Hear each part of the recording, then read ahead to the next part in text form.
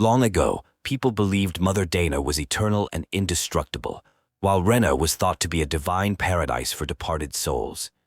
This belief was shattered when Rena, with its advanced technology, armored soldiers, and fearsome Zeugles, overwhelmed Dahna overnight 300 years ago.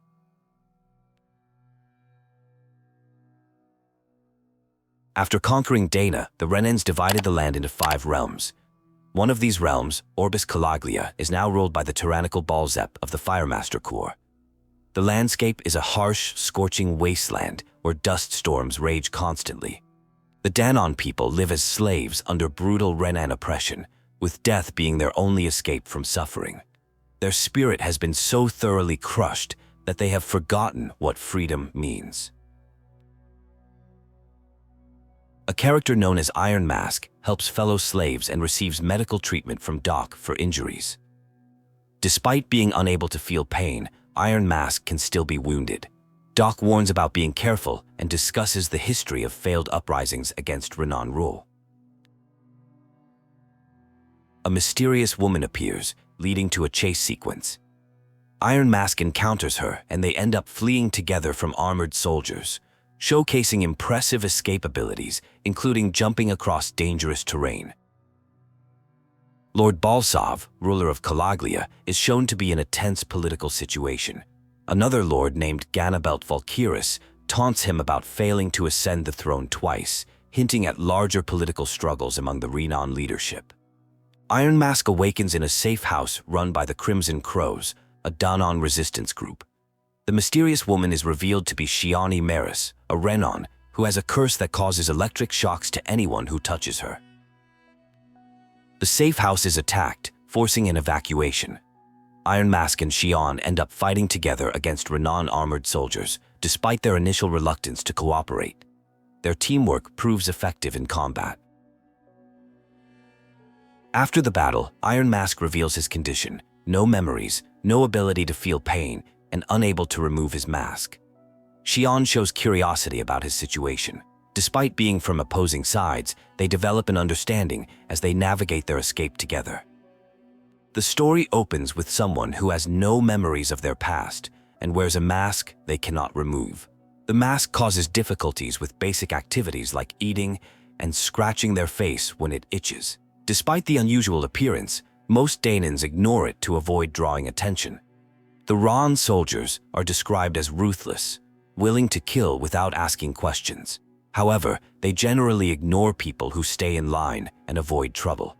This is partly because killing workers without cause could delay their schedules and get them in trouble themselves. A dramatic confrontation occurs with Renan soldiers who attack a hideout. During the battle, a mysterious blazing sword appears, causing shock and amazement among those present. The soldiers are ordered to retrieve something called the core at any cost. The masked individual appears to be immune to pain, even when seriously injured. Another character possesses healing abilities. Their contrasting powers, one dealing pain, one healing, create an interesting dynamic between them. The group approaches Ganath Castle, ruled by Lord Balseth of Calaglia. A massive wall stands between them and freedom, becoming their primary target. The stakes are high as they prepare to challenge the established power structure. During a rest break, discussions reveal that not all Renans are viewed as enemies. The resistance movement aims for freedom rather than revenge. Even some Danans disagree with the rebellion, highlighting the complexity of their situation. The true purpose of Danin slavery is revealed. They are used to harvest astral energy, which is collected through spirit cores and stored in master cores. This energy collection system has been in place for 300 years, with Danans serving as mere siphons. The crown contest is explained. 5 lords compete to gather the most astral energy in their master cores. The winner becomes the ruler of the Renan motherland. This contest occurs every decade, with Danans sacrificed for this power struggle. The group forms an alliance to overthrow the Renan lords, starting with Balseth. Despite some uncertainty, they choose to fight rather than return to slavery. Their combined powers and determination set the stage for an epic rebellion. The area appears to be free of Renan guards, likely due to their smaller population compared to Danans.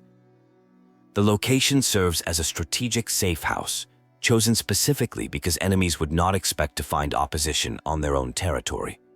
The group arrives to find others have already made it safely to this location. With a tactical advantage and the enemy in disarray, the group decides to take immediate action against Balseth. The timing feels crucial and everyone agrees this opportunity cannot be wasted. The team needs to update their outfits to blend in better, though proper Renan clothing isn't available. Tension arises as one member maintains their Renan identity despite working with the group.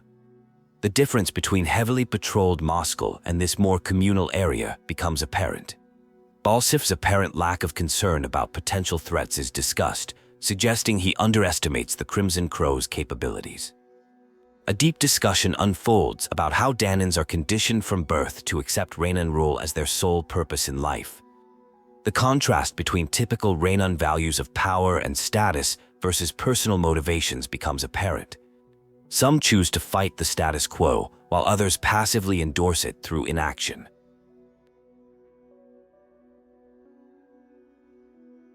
The group discovers a tragic scene where soldiers have killed several people. They find a hidden cooking pot, which a dying man tried to protect. This sacrifice demonstrates that Renans can be outsmarted, and the group vows to honor the fallen by carrying out their mission and discovering the significance of the protected item. Information about Lenegis, the Renan Castle in the sky, is revealed. Discussion of the crown contest that began 7 years ago emerges, though memory limitations prevent full recollection. The conversation highlights the significant divide between Renan and Danin societies. The topic shifts to Zogals, modified creatures brought by Renans. It's revealed that some Zogals were derived from Dahna's native animals, showing how Renan influence extends beyond just controlling the population to manipulating the natural environment itself. Advanced Renan technology is discussed, specifically transferal technology that allows weapons to be stored in empty space and summoned when needed. Despite being enemy technology, it's acknowledged that technology itself is neutral. Its application determines its nature. A conversation takes place about hunger and survival under oppression. One person reveals they still have some food left and offers to share it with another who is hungry. They discover an old wardrobe with dated but well-preserved clothing. The atmosphere is tense as they discuss their difficult circumstances while trying to maintain dignity despite their situation. A discussion occurs about the history of their location, which may have served as both a supply depot and a lord's castle at different times over the past 300 years. Materials from Rena were apparently repurposed multiple times, though the exact timeline of when the lord's castle relocated remains unclear. An intense battle breaks out with multiple participants using various combat abilities and powers. The fight involves protecting others and coordinating attacks against their opponents. Water-based abilities and other powers are utilized in the conflict. The aftermath of a violent clash is discussed, with survivors processing the trauma. A debate ensues about resistance versus survival, with some arguing for patience while others push for immediate action. The conversation highlights the moral dilemma of fighting back versus staying safe. The group reconvenes to plan their strategy against Balseth. They devise a plan involving decoys and a main strike team. The Iron Mask and Shion are selected for the crucial mission of confronting Balseth directly, while others will create diversions. The fighters prepare for their mission with mixed emotions of hope and anxiety. They discuss the historic significance of their upcoming battle against the Renan Lord and acknowledge the serious risks involved. The conversation reveals their determination despite the dangers ahead. Final preparations are made as the battle begins. The blazing sword is transferred between allies with the reminder that its power requires cooperation to unleash. Strategic discussions about spacing and positioning take place as they approach their target. Tension rises between team members as personal boundaries and past traumas surface in their conversation. They approach the throne room where Balseth is likely located, while dealing with interpersonal dynamics and misunderstandings about intentions and appearances. A tense conversation unfolds between two people, with one accusing the other of being an awful person for jumping to conclusions. Despite attempts to explain there were no mean intentions, trust issues and doubt persist between them, highlighting their strained relationship. The discussion shifts to concerns about a blazing sword. The wielder feels something wrong when holding it, describing it as almost too strong. While it's crucial for fighting lords, it's revealed to be dangerous, burning the user over time and requiring careful handling, especially for someone who can't feel pain. The pair encounters armed soldiers attacking a young servant named Kit. They intervene and rescue the child, who gratefully offers them an elevator key. A tense moment occurs when Kit tries to touch one of the rescuers, who recoils, though the situation is smoothed over. They explore Renan Castle, discussing its fire and rock-themed architecture. The conversation reveals details about Lord Balseth, nicknamed the Wild Beast, portrayed as an egotistical brute lacking class. This leads to a deeper discussion about Renan's society and prejudices. A discussion about specialized bombs reveals tactical combat strategies. These bombs, filled with astral energy, can have different effects when hit with various elemental bullets, making them unpredictable in battle. The user also possesses healing abilities to counter any accidental damage.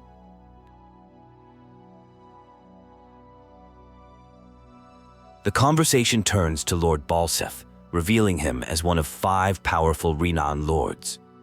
His tremendous strength and combat prowess are emphasized, with warnings about his ability to defeat opponents with single hits. They discuss strategy for the upcoming confrontation. An intense battle ensues with Balseth, who initially mocks his challengers. The fight escalates dramatically, with various combat moves and special abilities being exchanged between both sides. When cornered, Balseth attempts to escape, leading to a pursuit. The battle takes an unexpected turn when living astral energy manifests, creating a powerful fire monster. The situation becomes more complex as they must deal with both Balseth and this new threat, leading to an intense combat sequence. The battle concludes with their victory, but results in the revelation of a hidden identity. The masked fighter remembers their name is Alphen, though questions about their past remain mysterious. The intense battle leaves them severely weakened. Alphen awakens after being unconscious for a week, saved by Shion's healing. The defeat of Balseth has led to Calaglia's liberation, with remaining Renans either surrendering or fleeing. Though Alphen remembers his name, his past remains unclear as they contemplate their next moves in the newly freed realm. A discussion takes place about an impressive display of sheer power that proved highly effective against enemies regardless of their elemental types. The Gates of Fire technique was particularly potent, though it required help from a spirit vessel monster to achieve. While powerful enough to defeat Balseth, using this technique takes a severe toll on the body. A conversation explores why someone keeps people at a distance and deflects gratitude. Despite claiming to only care about defeating the lords, they have shown genuine care by helping injured Danans and a child in Balseth's castle. Their healing abilities have been crucial for allowing the use of the dangerous blazing sword. The power within both the spirit vessel monster and blazing sword comes from harvested astral energy from dying Danans. After being released, this energy disperses across Dahna, returning to where it belongs.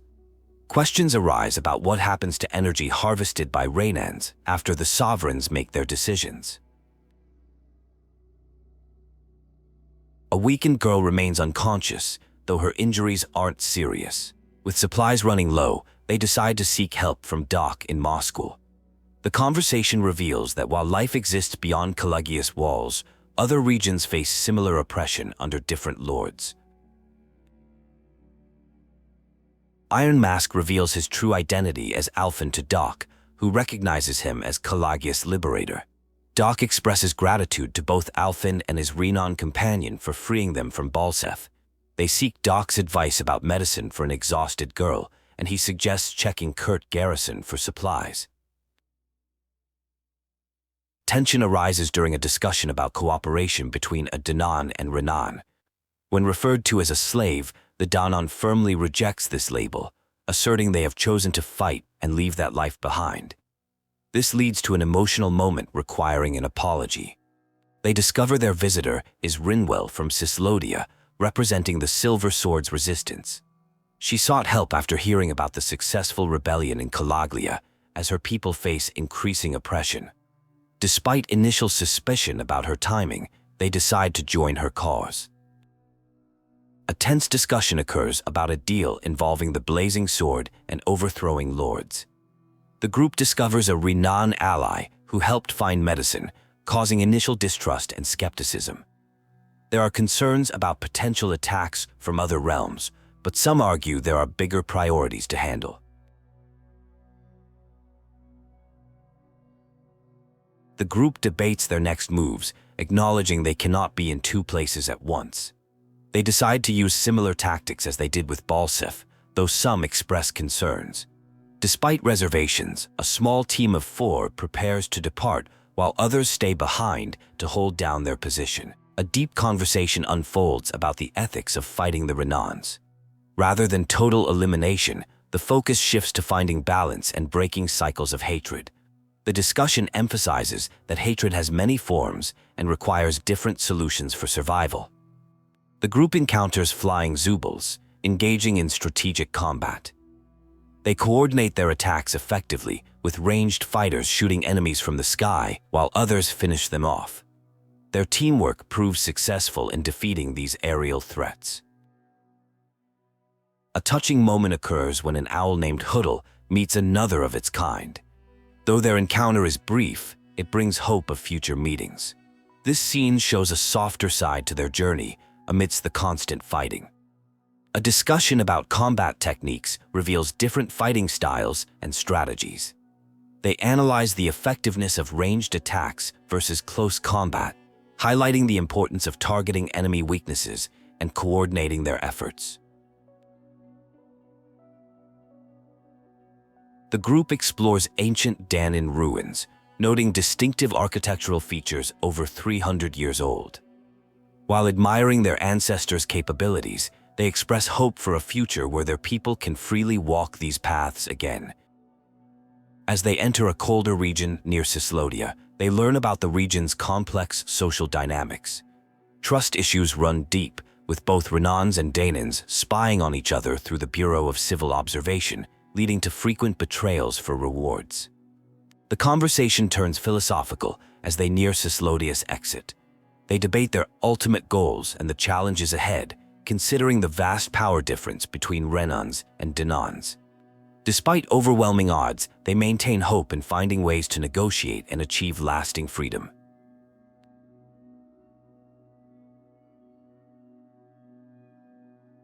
A group discusses their mission to overthrow lords. Xion maintains her reasons for fighting differ from the others and refuses to engage in further discussion about future plans. The team enters Cyslodia territory, noting they still have considerable distance to reach the capital. They agree to stay close together while traveling, though Xion opts to follow behind to effectively use her rifle. The group discusses Xion's reserved personality. They theorize her thorns make it difficult for her to get close to others, and her lack of homesickness for Lenegis suggests a complicated past. As they continue their journey, Renwell is advised to not venture too far ahead due to potential Zugal threats. The team experiences dramatic temperature changes after crossing a mountain peak. Despite being unable to feel temperature, Alfin's body still responds with sneezing. The cold weather affects multiple team members, though some are reluctant to admit it. Alfin expresses relief at leaving Calaglia, finding the constant attention from villagers overwhelming. Despite overthrowing a Renan lord, he remains humble and uncomfortable with being viewed as a hero. Zephyr advises him to stay true to these feelings to maintain his sense of self. The group discovers a village called Messiah 224, where they overhear arguments. Bureau agents and Snake Eyes are present, creating tension between Renans and Danans over centuries-old conflicts. The team debates whether to get involved in the village situation. A confrontation erupts involving law, leading to intense combat. The team must fight carefully without the blazing sword to avoid harming villagers. A shocking revelation occurs when Law is identified as Zephyr's son, creating additional emotional complexity to the battle. After waiting overnight with no sign of Zephyr, the team plans to rescue him from Cyslodia, the capital city. During this time, Xion reveals herself as a Dahnan mage, a secretive group with the ability to use astral arts. This revelation adds another layer of intrigue to their mission. A tense discussion breaks out about someone being a traitor and outcast. There are concerns about hidden powers and how they could have been concealed for so long. The group debates whether these abilities should have been used to help people in need. The focus shifts to taking down the lords and rescuing someone named Zephyr. A compromise is reached where special powers will be used to help save Zephyr, with the person offering their abilities stating they don't want any more deaths.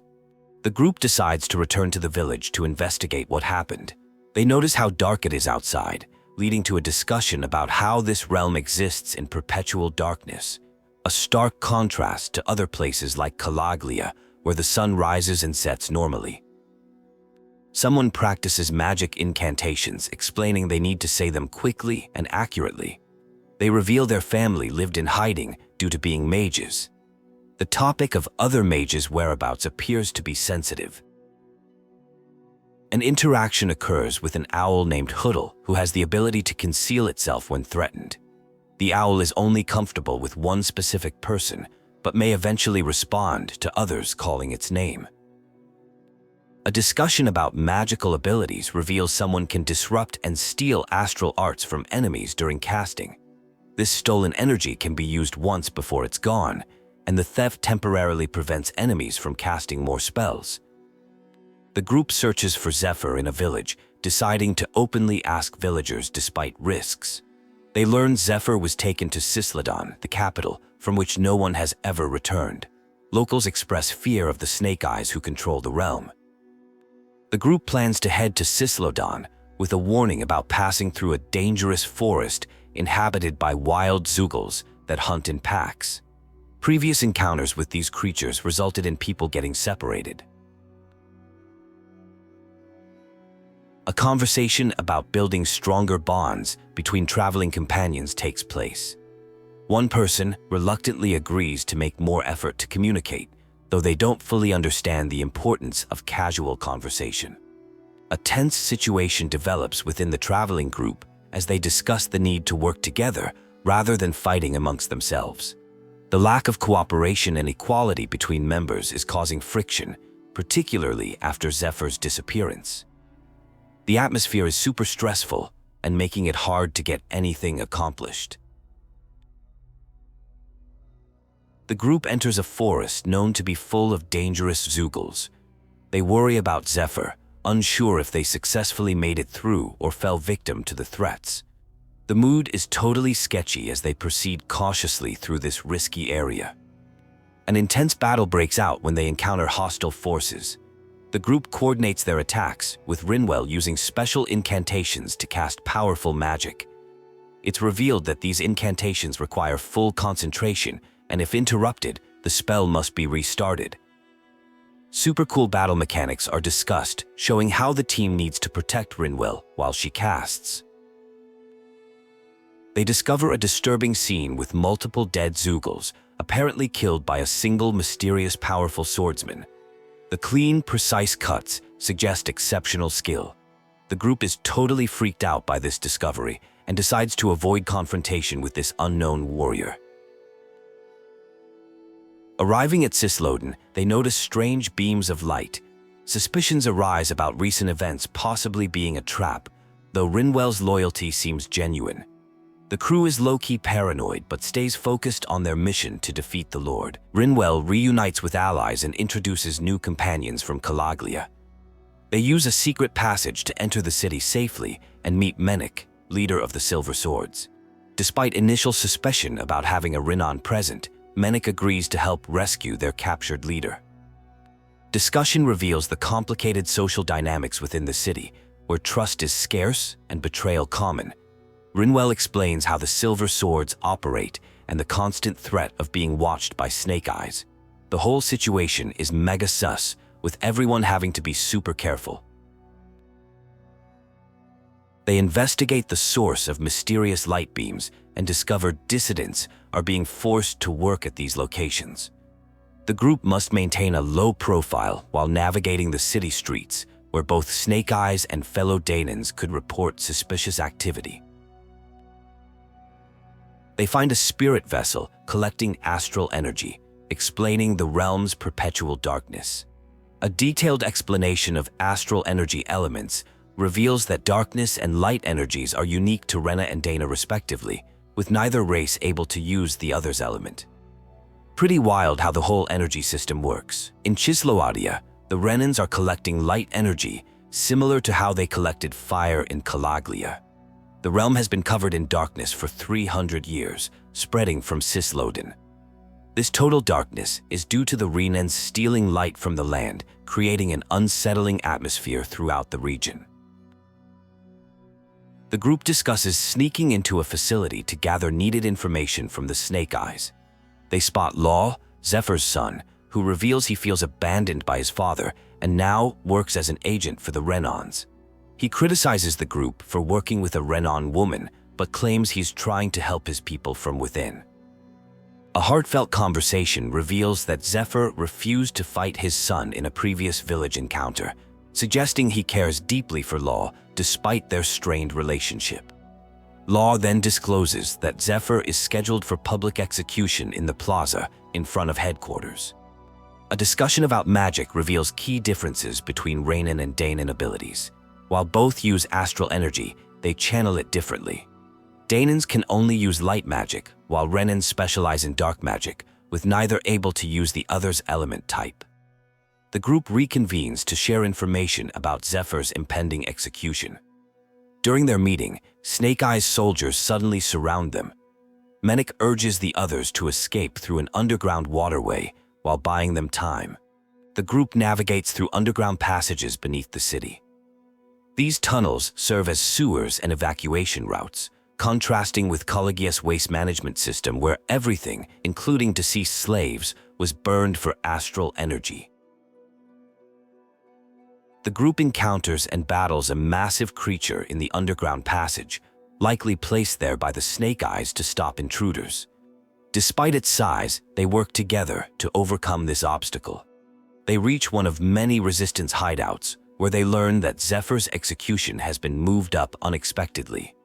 Despite lacking a concrete plan, they decide immediate action is necessary to prevent Zephyr's death. Lord Ganath Haros presides over Zephyr's public execution, offering him mercy in exchange for revealing his comrades' locations. Zephyr reflects on his life's mistakes, particularly neglecting his family while fighting for survival, but remains defiant despite the consequences.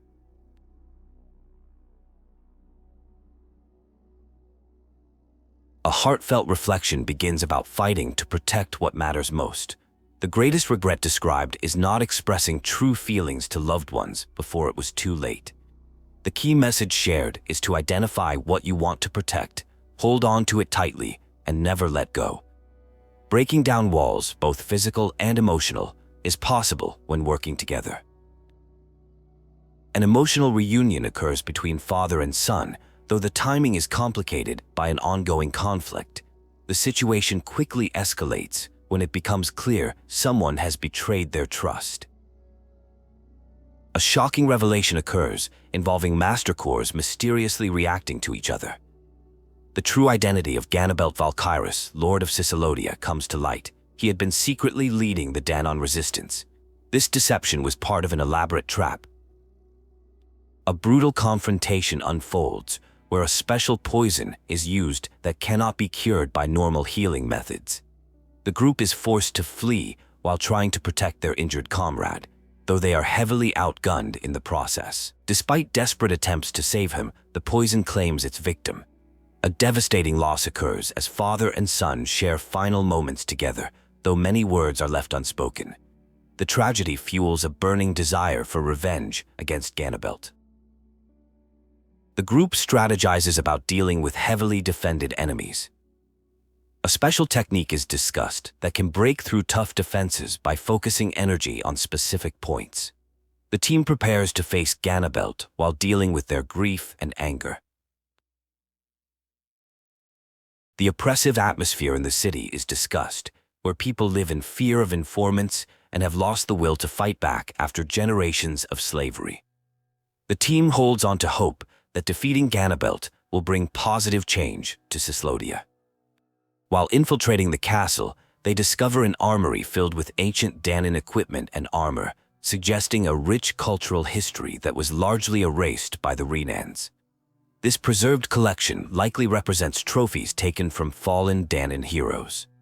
The team discusses Ganabelt's formidable abilities, including control over light and lightning, exceptional swordsmanship, and advanced defensive gadgets that protect him from all angles. Despite the challenges, they prepare to confront him head-on. A group prepares to confront their enemy, planning to exploit a weakness in their defenses to avenge their fallen comrade Zephyr. The enemy taunts them about their arrival, dismissing previous resistance movements, while acknowledging this group as a unique threat due to their possession of the blazing sword of Calaglia. Ganabelt Valkyrus, Lord of Cyslodia, accepts their challenge in an epic confrontation. An intense battle ensues with multiple participants launching attacks and healing spells. The barrier protecting Ganabelt eventually breaks, allowing the group to launch a coordinated assault. Ganabelt falls in defeat, refusing to accept his demise and showing concern for his subjects in his final moments. The victory is bittersweet as the group grapples with Zephyr's death. Tension rises between team members about the reality of war and necessary sacrifices. The group discusses their next moves after defeating Ganabelt. They plan to take down the remaining 3 Renan lords. A new ally asks to join their journey, seeking to escape potential backlash from recent revelations about their identity. The group bids farewell to their supporters, who promise to handle Zephyr's remains respectfully. Discussion turns to Cyslodia's uncertain future as they must overcome internal suspicions to unite. A special armor is gifted as a parting present. Another potential ally is invited to join, despite initial reluctance due to past actions. Through encouragement about facing the past and continuing to fight, they ultimately decide to join the group's cause, choosing to face life rather than run from it. The group discusses the symbolic meaning of the gifted armor and its connection to rebellion. They reflect on the unknown dreams of its previous wearer while acknowledging the impossibility of fully understanding the sacrifices of the departed. The conversation shifts to discussing how one member managed to cross between realms despite restrictions.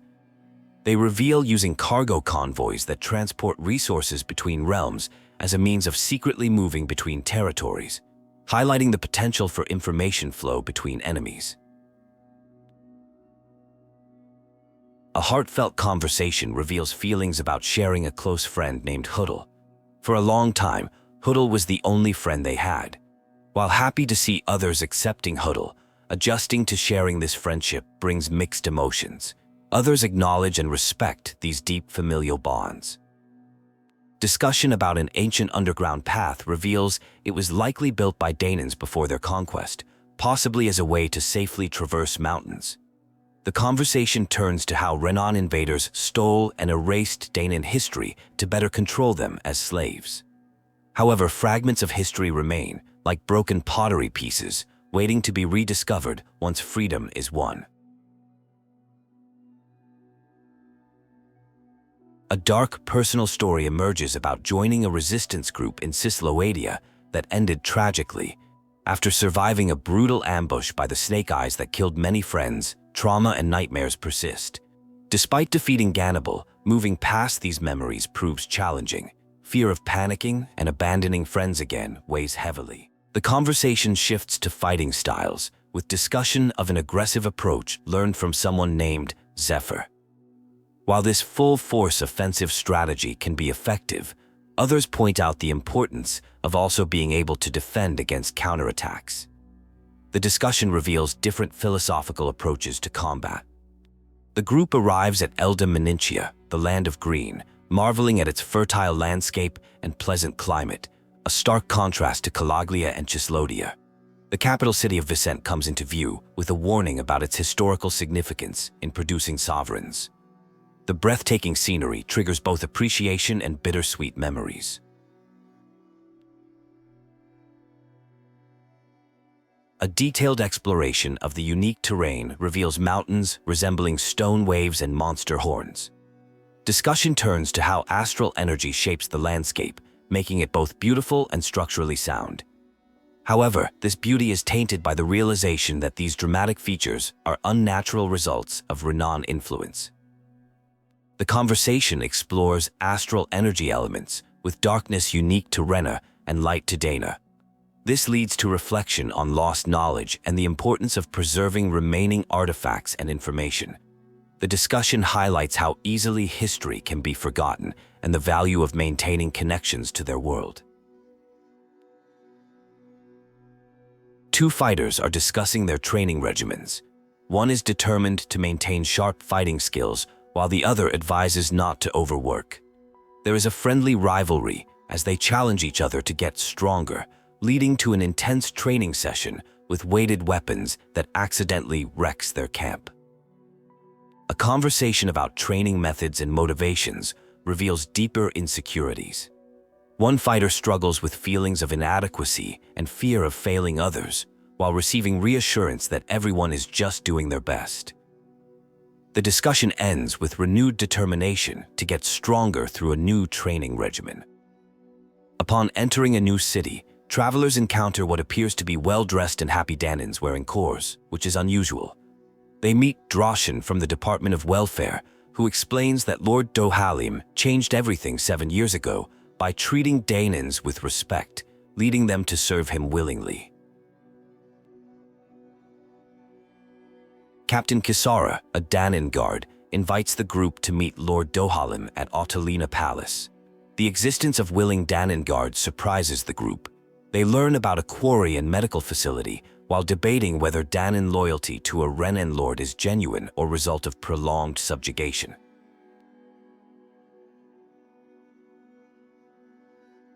The group meets Lord Dohalim, who acknowledges their reputation as liberators. He claims to have freed Menancia from suffering and invites them to dinner after a brief confrontation.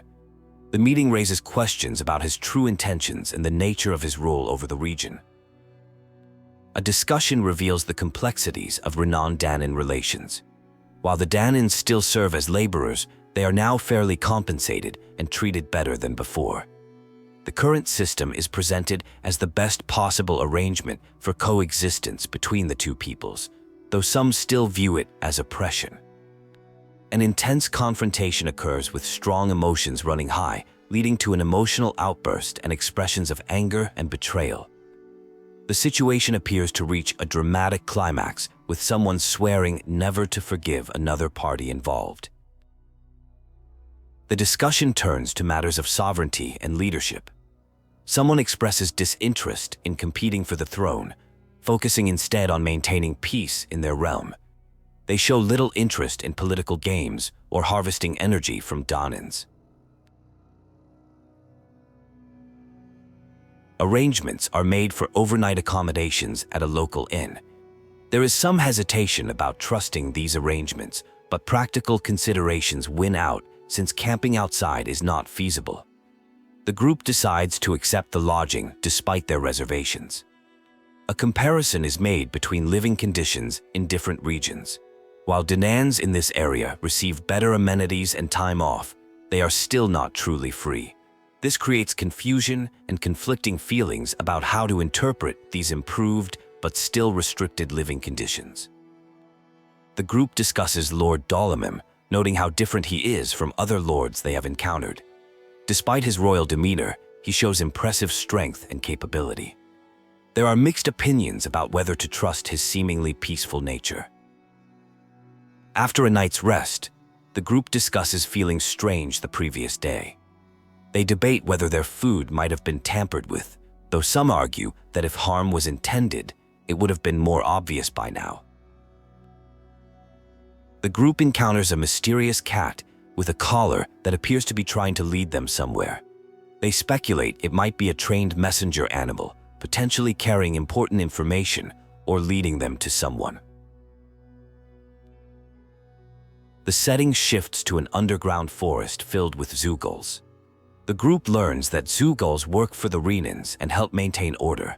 This explains the lack of regular guards, but also raises concerns about hidden dangers. A heated battle sequence unfolds with rapid exchanges of combat moves and abilities. Multiple combatants engage in an intense fight using various special attacks like Dance in the Wind, Lightning Tiger Blade, and other powerful techniques. The fast-paced action demonstrates the skills of those involved. The group encounters a mysterious black cat and discusses concerns about a potential trap. Despite reservations, they continue following the cat's lead. An awkward conversation occurs between two characters, with one admitting their difficulty in social interactions due to lack of experience with others. A touching backstory is shared about a childhood doll that was special because it could be held without being damaged by thorns. The doll became an inseparable companion, but was ultimately left behind in Lenegis. This reveals the speaker's lonely past and their unique physical condition that made normal contact difficult. A confrontation erupts between the group and someone who had been following them. The situation quickly escalates into combat, with multiple participants exchanging attacks and special moves. The fighting is intense and demonstrates various combat abilities from all involved.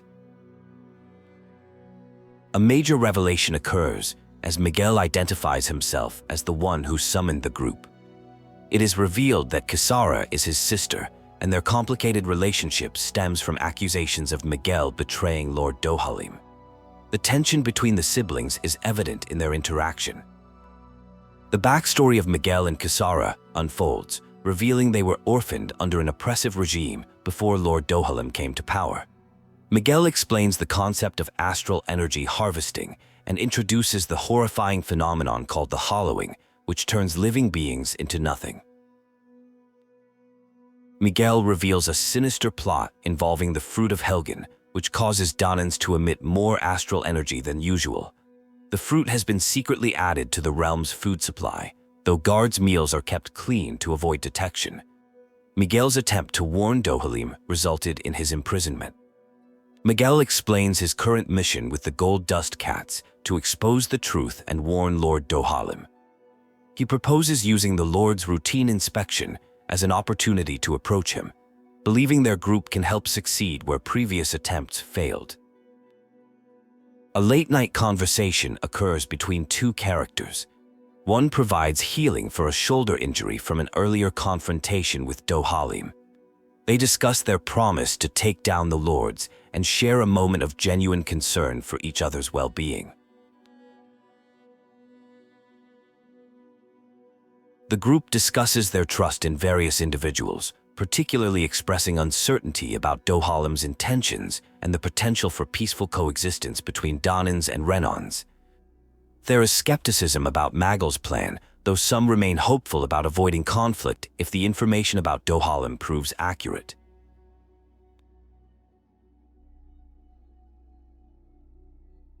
There are questions about the awkward relationship between Miguel and Casara, who are supposedly siblings. The conversation shifts to acknowledging that judgment should be withheld about Menancia until more facts are known. The discussion then moves to comparing native Dahna animals like Hoodle the owl and Magal's cat versus non-native creatures like zoogulls. A tense interaction occurs with a captain who threatens to arrest the group. They deliver a bracelet belonging to the captain's brother, leading to a discussion about trust and Miguel's sincerity. The captain questions their unusual approach to liberation. Zari arrives with a message indicating a meeting scheduled for tomorrow in an underground quarry. The group decides to prepare and spend the night at the inn. The scene then shifts to a confrontation where Miguel appears before Lord Dohalim, causing guards to react with alarm. Lord Dohalim shows interest in speaking with Miguel and his companions, despite protests from his guards. They discuss investigating something within the quarry, with Dohalim requesting Kisara as his personal escort. The group encounters unexpected dangers and Zugals within what was supposed to be a medical facility. The dark history of Menancia is revealed, describing it as a place where many Danans died in mining operations. The current improved conditions under Dohalim's rule are highlighted, though Miguel seems to have an ulterior motive in bringing up these memories. A technical discussion about Renan technology reveals that Danans can use astral energy-charged devices, though access is typically restricted to those who earn Dohalim's trust. This leads to skepticism about potential bribery and the true nature of changes in the realm. The group arrives at their destination, revealing an underground lake. Miguel explains that the supposed medical facility never existed, leading to a shocking revelation about the lake's true nature. It consists entirely of hollowing, a substance left behind when life forms are drained of astral energy. The horrifying truth is revealed that the lake represents countless Danin deaths, with Miguel providing final proof through a demonstration involving a fruit of Helgen. This serves as evidence of atrocities that occurred under Dohalim's rule without his knowledge. A serious situation is described where Danans were completely erased, not just killed. Someone close to Miguel is revealed to be gathering astral energy and needs to be stopped to prevent Menancia from returning to a state of living hell. The future of their created utopia hangs in the balance. Nicole makes a dramatic sacrifice, apologizing to Kisar and explaining it was necessary to open someone's eyes. Despite having limited time left, she asks for help in supporting Lord Dohali to achieve their greatest dream. A chaotic scene unfolds as someone experiences a mental breakdown, hearing voices and losing control. Their master force goes berserk, leading to an intense battle sequence where multiple participants try to contain the situation using various combat abilities and powers. A revealing conversation occurs where someone confesses they never wanted to be a lord. They explain how competing in the crowned contest led to killing a friend, causing unbearable guilt. The freeing of Danans is revealed to be motivated by selfish desires to escape painful memories. The situation escalates as news breaks that Kelsilik has started an insurrection, forcing Danans out of the palace. The upheaval reveals deep divisions between Renans and Danans, with suspected Renan sympathizers being arrested. A group decides to confront the situation at the palace, despite warnings. They discuss Kelsilik's true nature, expressing disbelief at his betrayal given his previous kindness toward Danans. The realm struggles with unity between different groups. The palace is discovered to be eerily quiet, with Danan guardsmen absent from their posts. Discussion reveals concerns about potential ambushes and the use of Zugals. Kisara mentions sensing an invisible presence around Kelsilik. A confrontation with Kelsilik reveals his true motivations. He expresses disdain for slaves and explains his resentment towards serving an ambitionless lord. The natural order, according to him, is Danans as slaves and Renans as masters. Kisara confronts Kelsilik about killing their brother, who dreamed of a world without suffering. The situation devolves into an intense battle with multiple participants using various combat techniques and abilities. A dramatic confrontation unfolds between Kelsilik and others regarding lordship and betrayal. The discussion reveals that only those with a master core can become lords. Kelsilik is accused of betraying his lord, which he admits to, mentioning there are other lords available. Dohali appears and announces he has discovered and destroyed Kelsilik's production facility for the fruit of Helgen. The equipment used was unusually sophisticated, suggesting assistance from another realm like Monsar. Kelsilik refuses to provide more information, claiming the contest for the crowd will end soon. A significant battle takes place as Danan successfully overpower Kelsilik's forces. The militia includes Danan guardsmen, Renan supporters, and the Gold Dust Cats working together. This cooperation demonstrates that the dream of coexistence has already saved many lives. The focus shifts to ending the crown contest, which is seen as an obstacle to peace. This decision means confronting Lenegis and the Empire. An alliance forms between former opponents who share the goal of liberating the Danans and fighting for the realm's people. Kisara disappears after losing her brother, causing concern among the group. They decide to continue their mission while keeping an eye out for her, understanding she needs time to process recent events. The group believes she won't do anything reckless. Kisara returns and requests to join the group as a companion. She reflects on past mistakes in her brother's death, recognizing that their dream of coexistence, while beneficial, was naive. She commits to fighting for her own dreams rather than serving a Renan lord. The conversation turns to Kisara's fighting style and her natural inclination to protect others. She explains that protecting people isn't about being asked, but about doing what feels right.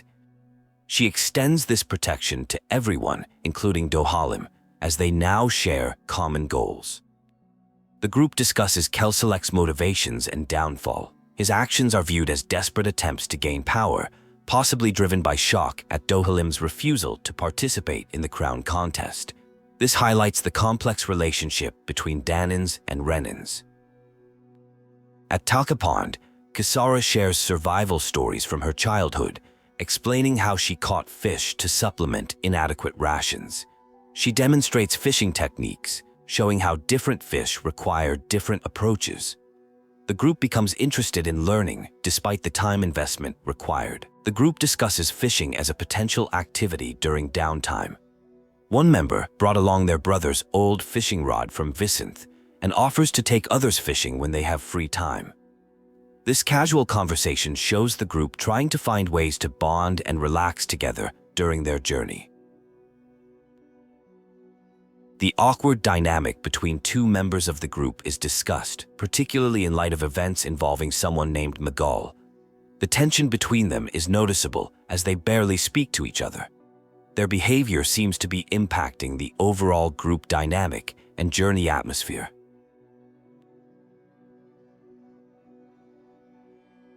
Kisara explains that her close proximity to Dohalim stems from her former role as his guard.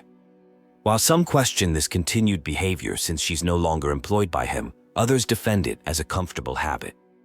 The two agree to reconsider their relationship dynamic given their new circumstances. A discussion about combat strategies occurs, focusing on dealing with enemies who dodge attacks. Dohalim explains his ability to use earth elements to bind enemies in place, though his explanation is quite formal and needs translation for others to understand. This reveals differences in communication styles within the group. Personal memories are shared about growing up with a brother who served as both a role model and mentor in the Guard. The conversation reveals deep familial bonds and the impact of having no other relatives. The brother is described as someone who worked hard to set an example and maintained a secret training routine. The topic of spirit cores among Danans is explored. Some members were born into resistance families and never received cores, while others had unique circumstances preventing them from getting one. Kisara shares her experience of having her spirit core removed by a sympathetic Renan doctor, marking her transition to independence. A debate about road maintenance sparks a deeper discussion about social inequality between Renans and Danans. The conversation highlights how infrastructure improvements often come at the cost of Danan labor while Renans benefit.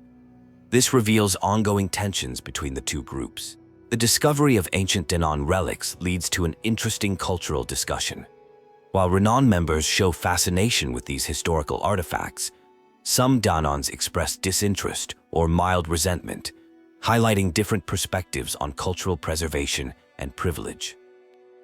Kisara reflects on her evolving relationship with Dohalim, deciding to treat him as an equal comrade while maintaining her protective nature. Meanwhile, Dohalim questions his contributions to the group, showing both characters' growth and self-reflection. The conversation shifts to practical matters of food and nutrition during travels. One member volunteers to ensure everyone maintains a healthy diet, including vegetables, despite some resistance. This shows the group's developing concern for each other's well-being beyond just survival. A group of travelers are discussing getting to know each other better. One member expresses doubt about opening up, admitting they don't even know themselves well. The conversation shifts to a discussion about etiquette and proper manners. A heated discussion emerges about manners and social status. Some members explain their lack of proper etiquette is due to their background as former slaves. Another member acknowledges their privilege and offers to teach basic social skills, though not everyone is interested in learning. The conversation turns to leadership and friendship. A former lord reflects on abandoning their position and role. They discuss how leadership positions based on astral energy can lead to unexpected results. The former lord admits to previously ignoring harsh realities while in power. The group stops for a rest break despite some resistance. A member wearing heavy armor needs to catch their breath. They debate about timing and priorities regarding their journey to Niaz, the capital of Mahag Saar. The group encounters a mysterious and powerful opponent who speaks cryptically about desiring beautiful life. An intense battle breaks out, with the enemy displaying incredible speed and strength beyond normal capabilities. After a fierce battle, one member is seriously injured but survives thanks to a mysterious light that appeared during the attack. The enemy retreats, promising to return. The group shows concern for their injured companion, who insists they're fine. The group continues their journey toward Niaz. They discuss the strange light that appeared during battle and question one member's true identity and abilities. Someone mentions memory loss as a factor in the uncertainty about their powers.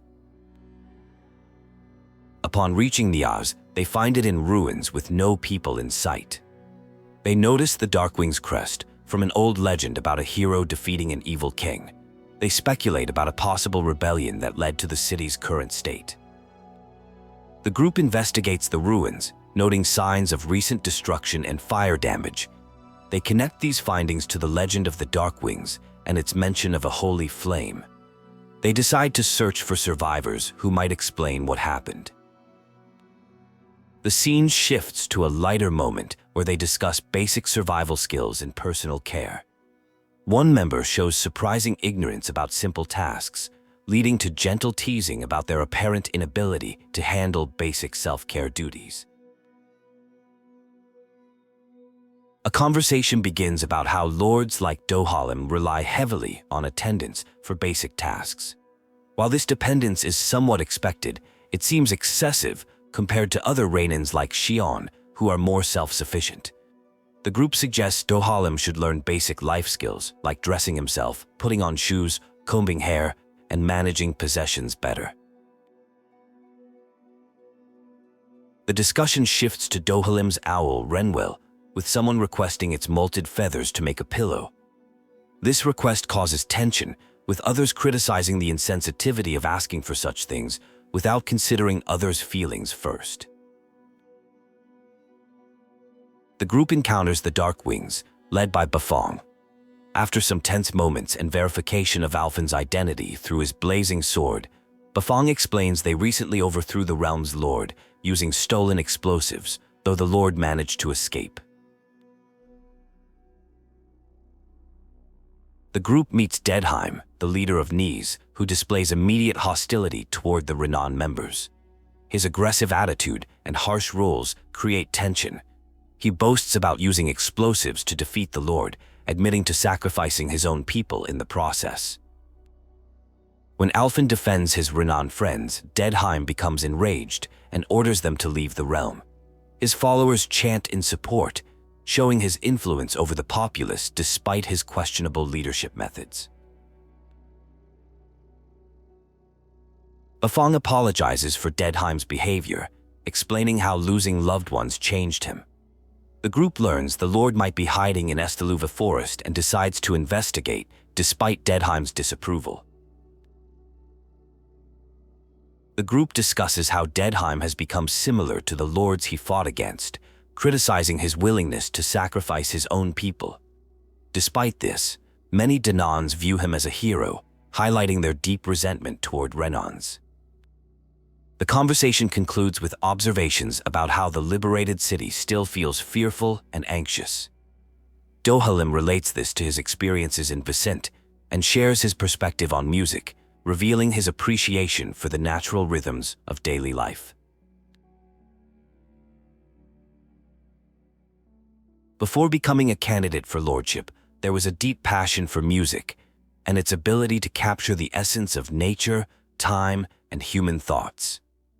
Music training was an important part of daily life, bringing immense joy through the creative expression of playing notes. The Renans systematically destroyed Danan arts and culture, particularly music. They banned musical instruments and deemed music useless for slaves. This cultural suppression caused significant damage that simple words cannot undo. A discussion ensues about how to proceed after Dead Iman and his crew challenged the Lord. Rather than letting them handle it alone, the group decides to pursue the Lord themselves, believing they have a better chance at defeating her and ensuring the realm's safety. A late-night conversation reveals tension and concern between characters. One refuses to rest while reminding about their promise regarding the lords.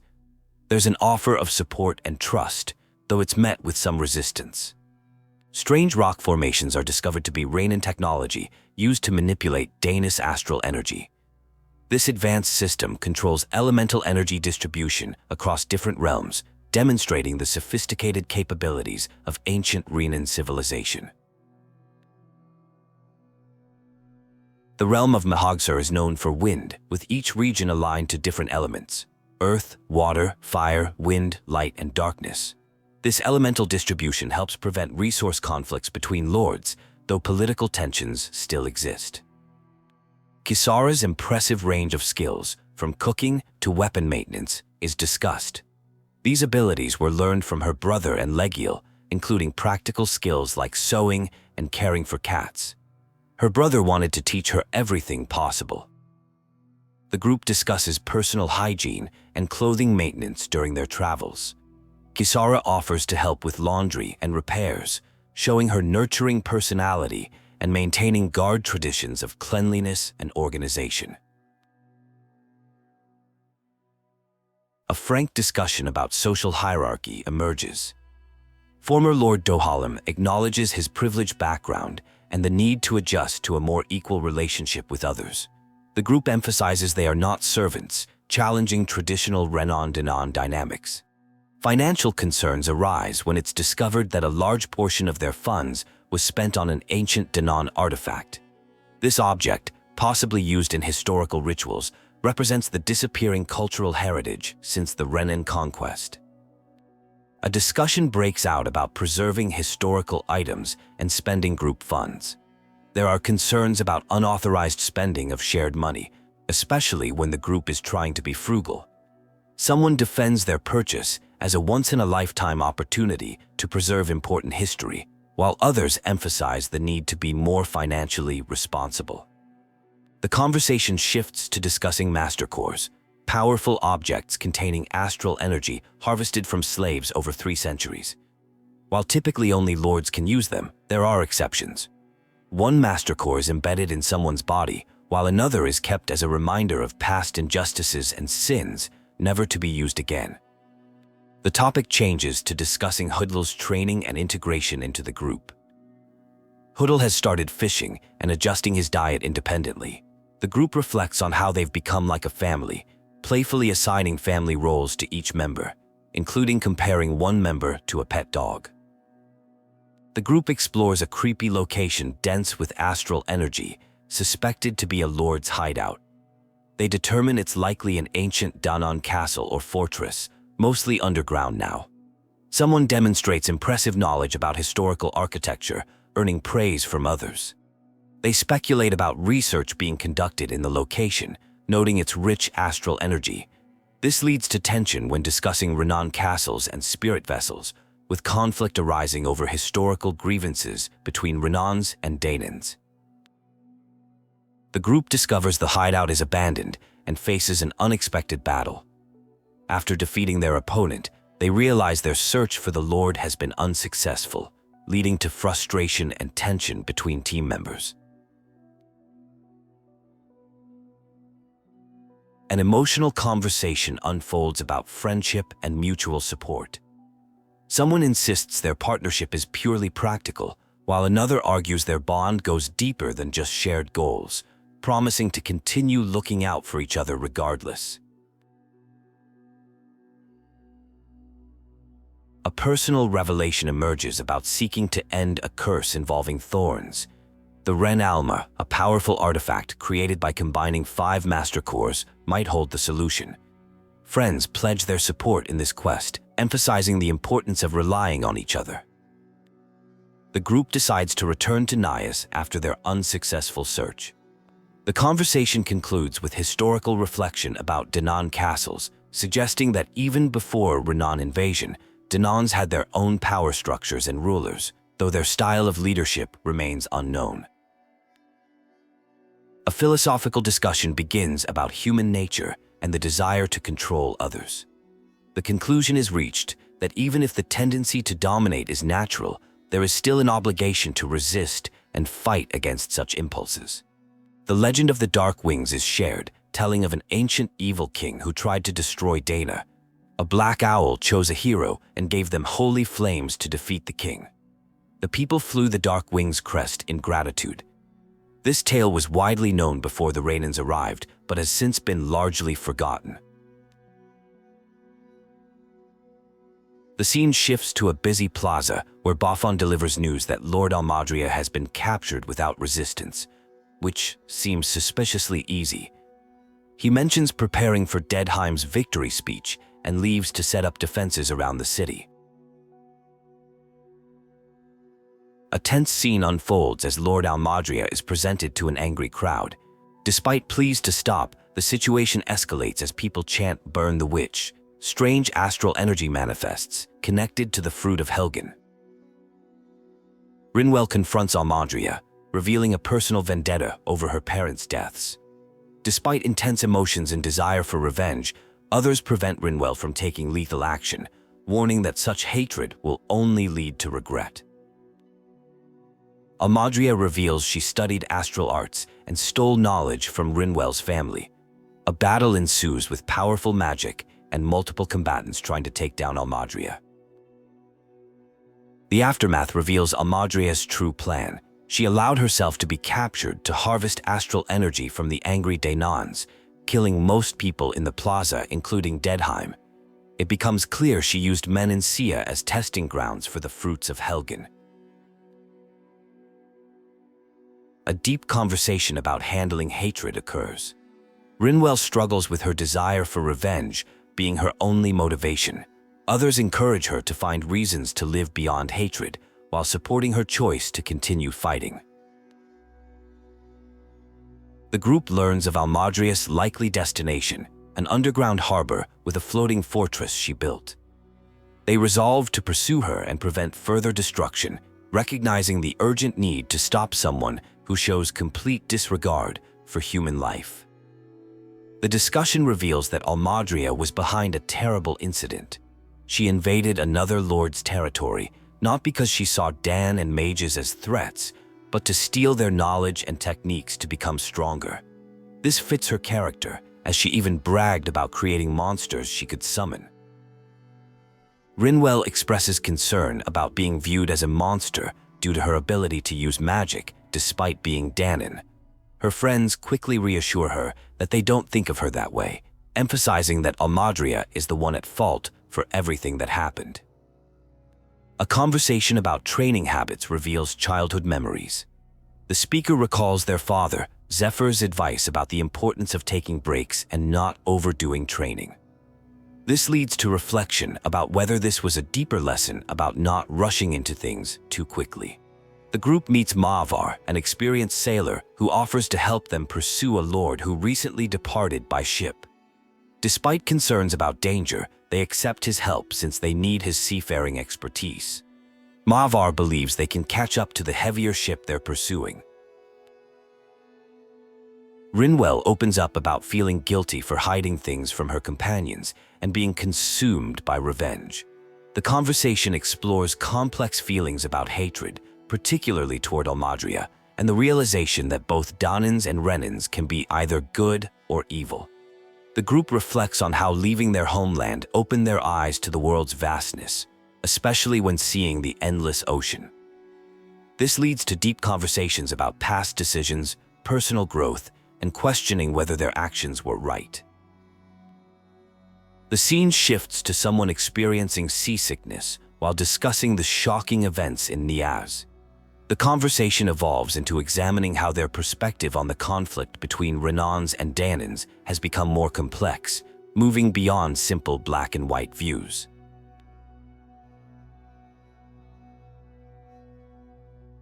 The discussion delves into deeper societal issues, revealing that even before Renan invasion, Danans had their own class system. This raises questions about whether defeating the Renans would truly solve their problems, or if they'd simply revert to old patterns of inequality. A discussion begins about Almadria, who is revealed to be someone encountered only a few times after becoming a lord on Lenegis. The conversation shifts to concerns about ongoing events and how much those on Lenegis know about the situation below. The participants speculate that everything happening might be viewed simply as part of the crown contest. The crown contest is explained as a competition to collect astral energy, which requires slaves. While killing slaves goes against the Lord's interests, Almadria's actions are attributed to time pressure in the contest. The hollowing is mentioned as an unexpected development that allows faster energy collection despite destroying the workforce. The conversation explores the importance of becoming Renans Sovereign to the Lords. Despite the despicable nature of Almadria's actions, it suggested that extreme ambition, rather than virtue, drives such choices. Personal reflections on past decisions in Menancia are shared. The dialogue turns to deeper themes about internal conflicts beyond just Danans versus Renans. There's discussion about achieving true coexistence in Menancia and the additional barriers that must be overcome. The participants consider whether their different approaches make them enemies. The scene shifts to ocean contemplation, leading to observations about the world's natural wonders, from Cyslodia's icy peaks to Menacia's Lake of Death. These features are linked to the impact of the crown contest, prompting consideration of future Danin-Renan relations if the contest ends. Personal growth and changing perspectives are shared, particularly regarding views on Danans. The speaker acknowledges their past prejudices, but explains how experiencing both good and bad from both sides has shown that kindness and cruelty exist regardless of race. The action moves to a ship pursuit sequence. A massive vessel is spotted through fog, requiring careful navigation to avoid detection. The size of the target ship poses significant danger if they're discovered, as it could easily overwhelm them. The focus shifts to details about the massive ship, possibly built with smuggled materials from multiple sources. Discussion ensues about Almadria's likely plans after abandoning her realm, suggesting she might be gathering wealth while waiting for other lords to fight.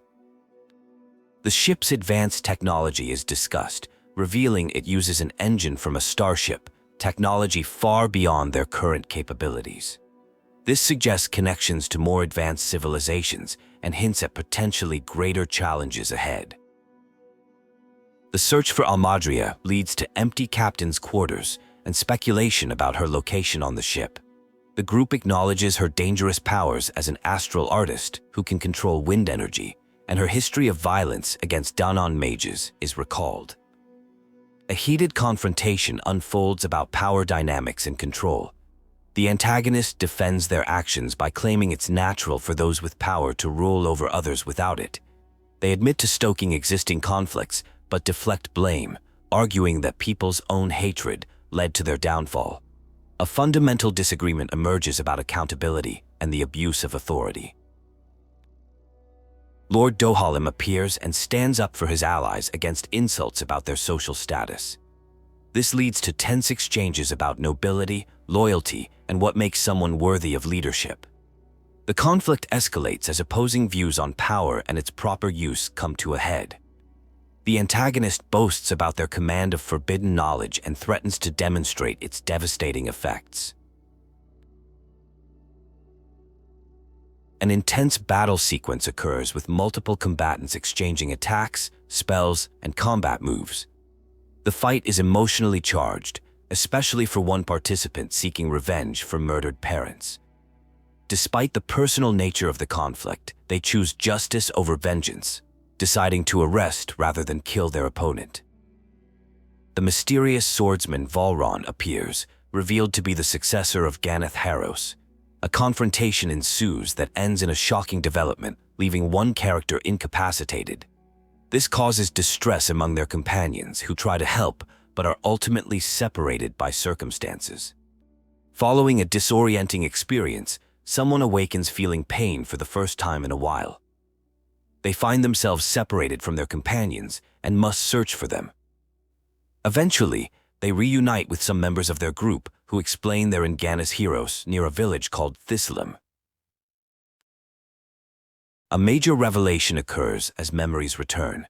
The character remembers being abducted from Dahna and experimented on to become the Sovereign. They survived brutal trials that killed others and were prepared for a spirit channeling ceremony. The memory includes details about a woman named Nayori who resembles someone named Shion. The story takes an unexpected turn as it's revealed these events happened over 300 years ago, making the character extraordinarily old. They were involved in a catastrophic incident on Lenegis that caused massive destruction. This revelation leads to intense feelings of guilt and self-doubt about their role in historical atrocities.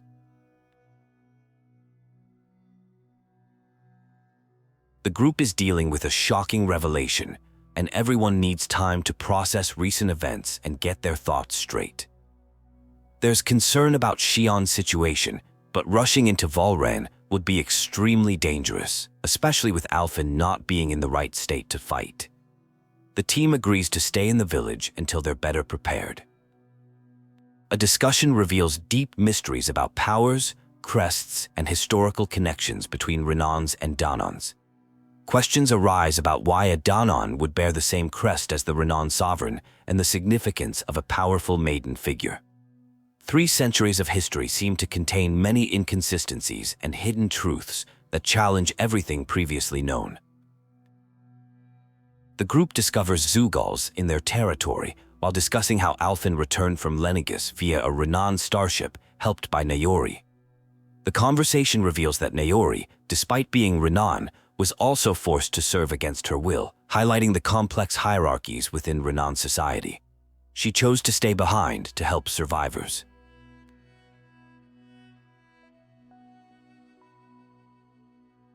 A powerful conversation unfolds about guilt, atonement, and moving forward. The focus shifts to how one cannot truly atone for past actions, but must continue fighting. Previous encouraging words between friends are recalled, emphasizing the importance of support and understanding during difficult times. The discussion turns to Sion's rescue, with friends challenging Alphen to overcome his self-doubt and guilt. They emphasize that past events shouldn't prevent taking action to help others in the present. The conversation reveals internal struggles with identity and responsibility. The mood shifts to a more personal level as they discuss loneliness and lost memories. Alphen struggles with the strange sensation of memories from centuries ago feeling recent, while processing the loss of his hometown and loved ones. Others share similar experiences of loss and displacement. The conversation is interrupted by an urgent situation. Zogals are approaching the village gates, posing an immediate threat.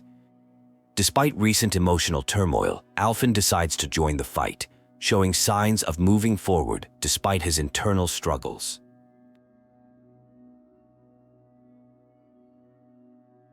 A tense moment unfolds as a group prepares for an important confrontation. There is discussion about dealing with pain and not letting others handle their responsibilities. The team faces an incoming threat and coordinates to prevent any enemies from breaking through their defenses. The group reflects on their battle injuries and pain, noting that while unpleasant, pain can serve as motivation for getting stronger. They express gratitude for being able to protect the village that has helped them. The village reminds someone of their home, a place where people lived in fear of being discovered. Despite their original home being destroyed, they are determined not to let the same fate befall this village. This shows growing determination and fighting spirit. Someone opens up about processing difficult memories and past trauma. They discuss how rulers stripped away everything, friends, family, and home, leaving only guilt.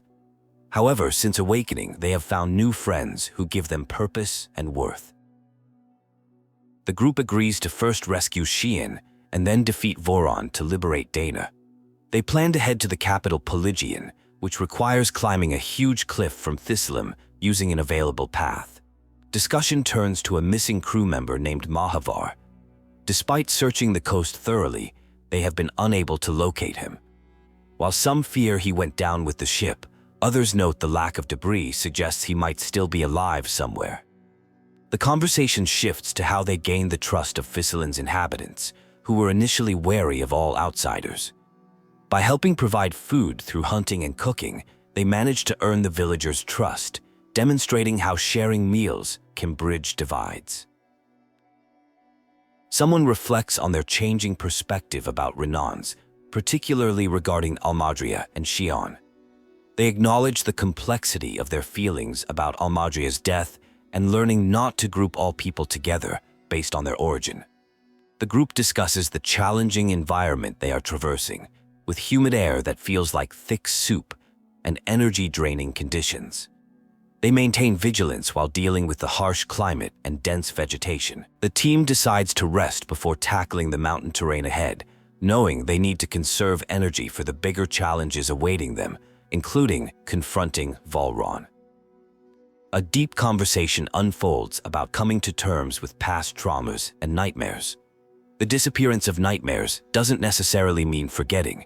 It could actually signal acceptance and growth, similar to how others have learned to deal with their difficult histories. The discussion shifts to battle techniques and magical incantations. A mage explains how they channel astral energy by matching their emotional tone to different magical elements. This isn't actually talking to astral energy, but rather a way to better focus and cast spells effectively. The conversation turns personal as someone apologizes for talking too much about their brother. Their friend reassures them it's totally fine to reminisce about good memories, showing genuine support and understanding rather than judgment. Dark memories surface about having to bury young people during a previous crown contest. The harsh reality of those times is described as hell-like, with someone admitting they ignored warnings because they desperately wanted to believe in a paradise rather than face painful truths. The group discusses the challenges of fixing societal problems in Menancia. They realize it's unrealistic to expect 300 years of damage to be resolved in just 5 years, suggesting a more measured approach to evaluating progress and acknowledging both successes and ongoing challenges. Positive changes in relationships are noticed, particularly between Rinwell and Dohalim. There is progress in overcoming prejudices based on origin, though it's acknowledged as an ongoing process requiring continued effort and understanding. The group encounters dangerous territory and engages in intense combat. They face challenging creatures while navigating treacherous terrain, working together to overcome these obstacles while watching their footing on dangerous paths. The team discusses the dangers of their current path, acknowledging that many previous travelers might not have survived. They debate the best approach to tackle the perilous climb, emphasizing the importance of focus and careful movement. Upon reaching their destination, Pelagian, they discover it's Volron's stronghold. The group strategizes about entering the fortress, deciding on a direct approach since they're expected. The atmosphere is tense with concern for their captured companion.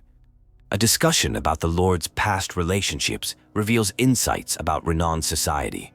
The pressure to pursue power and prestige is described as deeply ingrained in their culture, suggesting that the crown contest creates suffering for both Renans and Danans.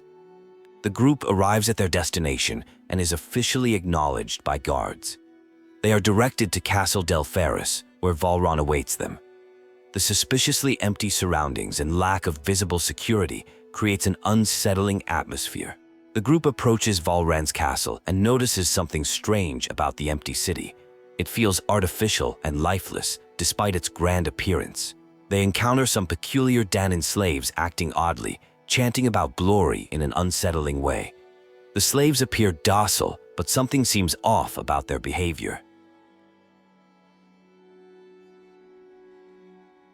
While exploring the beautiful but unsettling city, the group observes that despite its majestic architecture, it feels hollow and abandoned.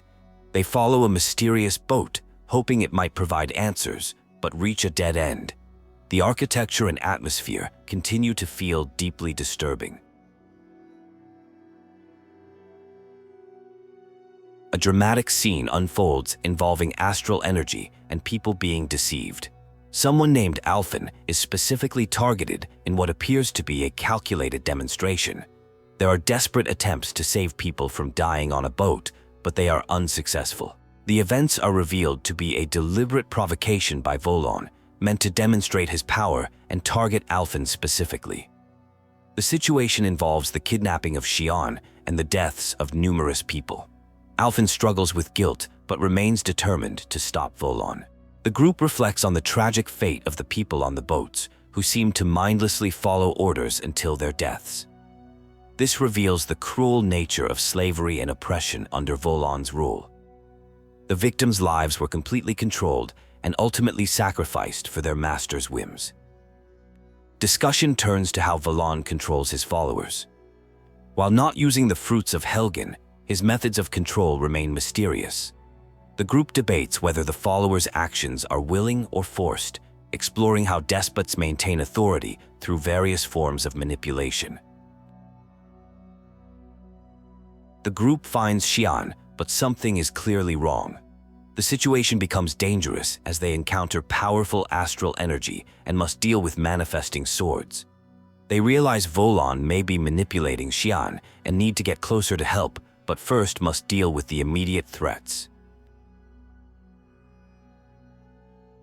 An emotional confrontation occurs as they try to reach out to an isolated Xian. Despite physical and magical barriers, they insist she's not alone and promise to share her burdens. The group demonstrates their unity and determination to help their friend. After the intense confrontation, there is a tender moment between Alphen and another character as they discuss their time apart. The group observes their interaction with a mix of understanding and mild embarrassment at the display of emotion. The conversation shifts to deeper revelations about their history, including discussion of the Rena's Alma and events from 300 years ago. They also discuss Volon's motives, particularly his possible reasons for targeting Alphen and his methods of maintaining control. There is a discussion about Dohalim's unique fighting style, which emphasizes efficiency and minimal movement. He explains his technique of dodging at the last moment to enhance his strength, though others express concern about the risks of this approach. A tense encounter begins as the group spots Voron's Imperial Guard, who appear to be waiting rather than keeping watch. Despite lacking a clear plan, the team prepares to engage in combat, recognizing that confrontation is inevitable. They discuss how the guards display blind loyalty bordering on brainwashing. After defeating the guards, there's a somber reflection on the hollow nature of their victory. The group contemplates the concept of loyalty and whether it's truly virtuous or becomes problematic when it prevents independent thinking. They wonder if defeating Volran might help break this cycle of blind obedience. The team analyzes Volran's castle, noting how its grandiose yet tyrannical architecture reflects its owner's personality. The structure seems designed to project dominance and power rather than provide comfort. They realize Valran deliberately let them in as a show of mockery and confidence. The group notices the blazing sword burning more intensely than before, suggesting increased astral energy and a stronger bond between Alphen and Xion. Despite the sword's greater heat causing nearly unbearable pain, Alphen can somehow endure it during battle, feeling it become part of him. The team discusses Valran's absence, recognizing his behavior as calculated gameplay. Like a predator toying with prey, he's orchestrating their journey through the castle to wear them down before the final confrontation. They know obtaining the final Master Core is crucial for creating the Ren Alma. The group encounters and defeats a powerful beast, but realizes it's draining their energy before facing Valran. They discuss the need to conserve strength while pressing forward, aware that Valran likely has more challenges prepared for them. There is subtle tension within the group as some members notice Xion's changed behavior, particularly around Alphen. They speculate whether it's related to their shared ancestry or Xion's ongoing personal struggles. The team wants to help, but realizes they need to be patient until she's ready to open up. Upon reaching an ornate area without guards, the team prepares for their confrontation with Valran. They strengthen their resolve to end his tyranny and stop him from treating people's lives like toys. The absence of soldiers suggests Valran's confidence in facing them alone. The final confrontation begins as they face Valran, who dismisses his guards, showing his arrogance. He reveals his twisted perspective, claiming everything, including their lives, belongs to him. The kidnapping of Shia and sacrificing people were merely for his entertainment. An intense battle erupts between the team and Valran. They coordinate their attacks, trying to pin down their elusive opponent while unleashing powerful combinations. The fight proves challenging as Valran demonstrates his formidable combat abilities. After the initial clash, a surprising revelation occurs regarding sovereign status and a crest.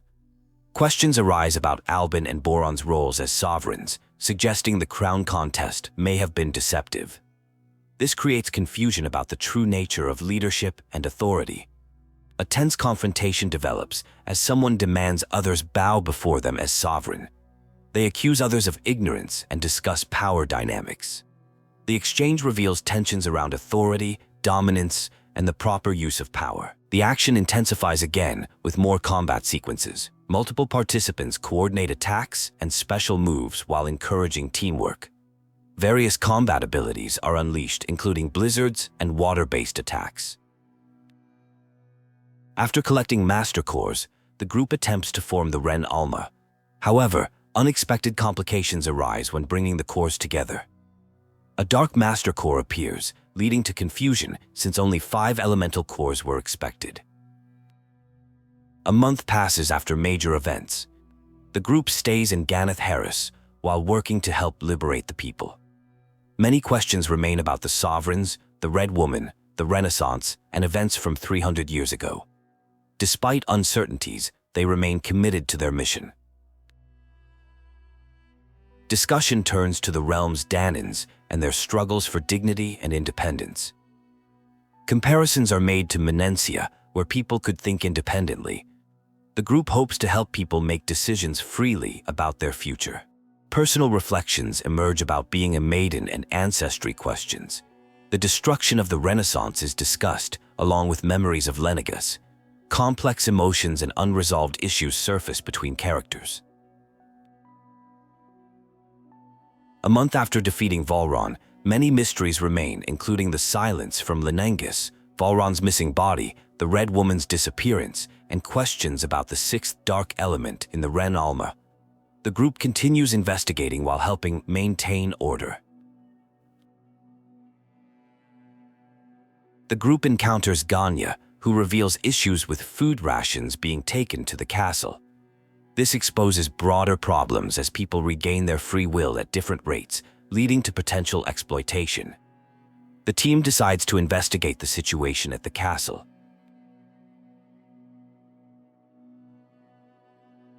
The conversation begins with a discussion about the mixed results of their efforts to help people. While they liberated Pelagian, the people are still mentally oppressed. Volon's followers have disappeared without a trace. Despite feeling stuck, they acknowledge they must continue forward with their mission since they have already come this far.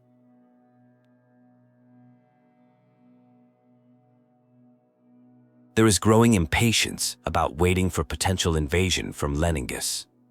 The group discusses how after defeating their lord, the armed guards fled not just the castle, but the entire city. This has made governing and protecting Pelagian difficult, since the guards previously maintained order. The conversation shifts to a lighter discussion about dinner and salt preferences. They share stories about finding and using rock salt in different regions, with Kisara being particularly knowledgeable about collecting various types of salt from different terrains. A sudden conflict erupts with Volron soldiers who don't recognize them. A battle ensues with various combat moves and abilities being used by both sides. After the conflict, they discuss how the soldiers were brought under control using Dohalim's authority as a former lord. However, this raises concerns about future problems once the Renans begin acting independently again, especially given the lingering oppression in Ganath Haros. A heated debate breaks out about the fate of captured Renan soldiers. A character named Ganya expresses deep anger and desire for revenge due to years of suffering and deaths caused by Renan oppression. The group argues for breaking the cycle of violence rather than pursuing vengeance. Kisara expresses concern about the future of the liberated people, particularly once they fully realize the extent of Volron's cruelty. They discuss the risk of continued violence from both remaining Renan supremacists and potential revenge-seeking former slaves. A deep conversation unfolds about dealing with anger and grief. The discussion centers around living in hiding and experiencing oppression. While some people were born into slavery and accepted it as normal, others developed intense hatred after tragic losses, like the death of parents. The chat explores how different people cope with injustice differently. A dramatic event occurs as Rena and Lenegis undergo a mysterious transformation. A massive display of astral energy appears, far exceeding anything previously seen. A strange object is dropped into the water, seemingly meant to divide Dahna. This sudden show of power raises serious concerns about the ability to fight against such advanced technology. The situation grows more dire as the true scope of the astral energy harvesting becomes clear. The entire planet faces the threat of being hollowed out.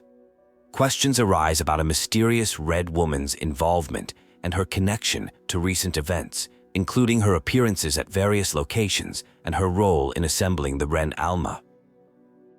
The focus shifts to finding a route through the northern mountain range to reach Cyslodia. Despite thorough searching, no clear path has been found. The isolation of the realm for 300 years complicates matters. A plan forms to question locals again for potentially missed information about possible routes. A personal conversation reveals memories of military service and a touching story about a child who lost their father in battle. The child's gift of a handmade doll as a good luck charm stands out as a poignant memory, highlighting the human cost of conflict and the unexpected connections formed during difficult times. The discussion turns to ideals and mistakes, particularly regarding the coexistence of Danans and Renans in Elde. Themes of personal growth, confronting reality, and moving forward despite past failures emerge. The importance of supporting others through their struggles is emphasized. A fascinating contrast emerges between the life of a former lord and that of a former slave. While one experienced extreme privilege with servants helping with daily tasks, the other faced starvation and severe restrictions. Despite the dramatic lifestyle change, the former lord expresses contentment with their current situation. The scene erupts into action as armored soldiers, formerly Volron's guards, initiate a confrontation. A battle breaks out despite attempts to avoid violence, with the soldiers refusing to back down. Combat ensues with various tactical moves and healing support deployed during the fight. The group is exploring what appears to be an entrance to a path leading to Cyslodia. The conversation reveals interesting details about sword fighting techniques and history. The unique Danin sword arts have managed to survive through centuries despite being largely lost after the Renan invasion. These ancient combat skills are now being used to fight against oppression rather than serve it. Hidden remnants of Voron's forces are discovered in their hideout. Their extreme devotion to Voron continues even after his defeat, suggesting they may be waiting for his return or preparing for the next crown contest. Their loyalty goes beyond normal allegiance. It's described as total subjugation to their lord. Concerns are raised about Xion and her connection to unfolding events. Her unusual reaction to losing the Ren Alma and the extraordinary dark astral energy she displayed at Castle Delphoris raise questions. While not doubting her motives, there's a sense that there's more to the situation than currently known. The discussion turns to a mysterious siphon device and its purpose. The extensive preparation required suggests this has been planned for a long time. The crown contest appears to be just one part of a larger scheme. The path continues towards Cyslodia, though the ultimate goal remains unclear. 4 mysterious lights of different astral energy elements fell from Lenegis along with the wedge, scattering across Dahna. Questions arise about why energy is being siphoned from Dahna, only to be shot back down. Suspicions grow about the Red Woman and her connection to these events. The group reaches Cyslodia and encounters a controllable bridge. Despite heavy thoughts about the past, there's a shared commitment to moving forward together. The journey continues with a focus on their immediate goal of crossing the bridge. A reunion occurs with Renwell during patrol. After discussing recent events, including the Lord's defeat, they request help for Ganath Haros. Renwell agrees to gather support from resistance groups, impressed by the group's accomplishments.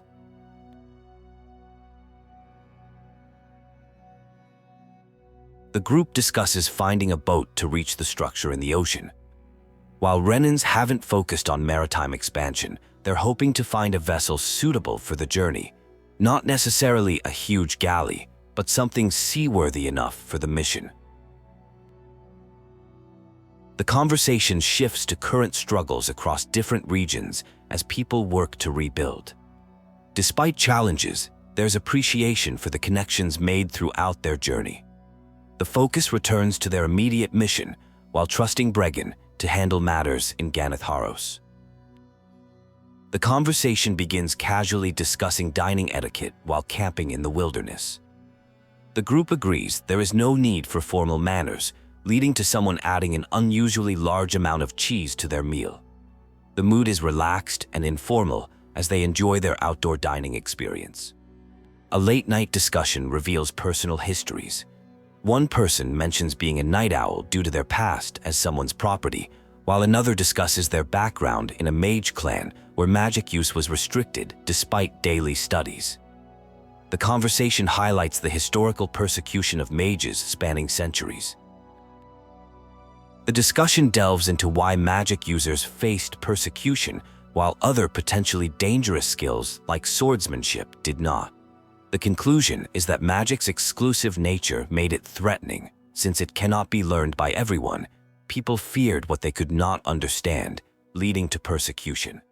A touching moment occurs when someone offers to answer personal questions about family matters. However, the questions primarily concern romantic relationships and parental memories that cannot be easily addressed by the current company. The conversation reveals vulnerability and longing for family connections. The group encounters Mahavar, who survived a previous ship incident. He reveals that Renan engineers from Menancia helped repair his ship, showing unexpected cooperation. The ship is now in better condition than before, and Mahavar agrees to help the group with their ocean journey. The group arrives at a massive, unusual structure unlike typical Renan architecture. It appears neither fully mechanical nor biological, but somehow alive. The smooth journey there suggests either the Renans do not view them as a threat, or were unprepared for their arrival. The team discusses their mission to stop the siphoning of Dahna's astral energy. They decide to follow the upward flow of energy to find the core. During this process, Rinwell hears a mysterious but non-threatening voice calling to them. The structure proves challenging to navigate, resembling a massive spirit vessel. The mysterious voice grows stronger as they progress deeper inside, surrounding them with what is described as a soothing presence rather than a threatening one. The group encounters a huge Zoogle guarding the central core where all energy converges. An intense battle ensues, showcasing various combat abilities and teamwork as they face this formidable opponent. Following an emotional encounter, the team experiences a profound connection with Dahna's astral energy. They theorize that when enough astral energy accumulates, it can become sentient or take physical form, similar to a previous incident with Balseth in Calaglia. A discussion begins about the mysterious disappearance of the Zoogle and its energy. Someone named Rinwell reveals they heard a strange voice, wondering if their heritage played a role in being chosen. The group needs to verify if the energy flow has actually stopped completely. There's an awkward interaction where someone appears to have something important to share but struggles to express it. Despite encouragement from others, they have difficulty putting their thoughts into words, but appreciate the support offered. The team confirms the beam of light has stopped, though traces of energy remain. Rinwell demonstrates enhanced sensory abilities. The group decides they must destroy the entire structure, piece by piece, and then travel to Lenegis to address the larger threat. Discussion turns to how to reach Lenegis. Starships are rare on Dahna, only appearing during crown contests. The possibility of using Alfin's old ship from 300 years ago is considered, since it was still functioning to preserve his body. They decide to search Calaglia where he first woke up.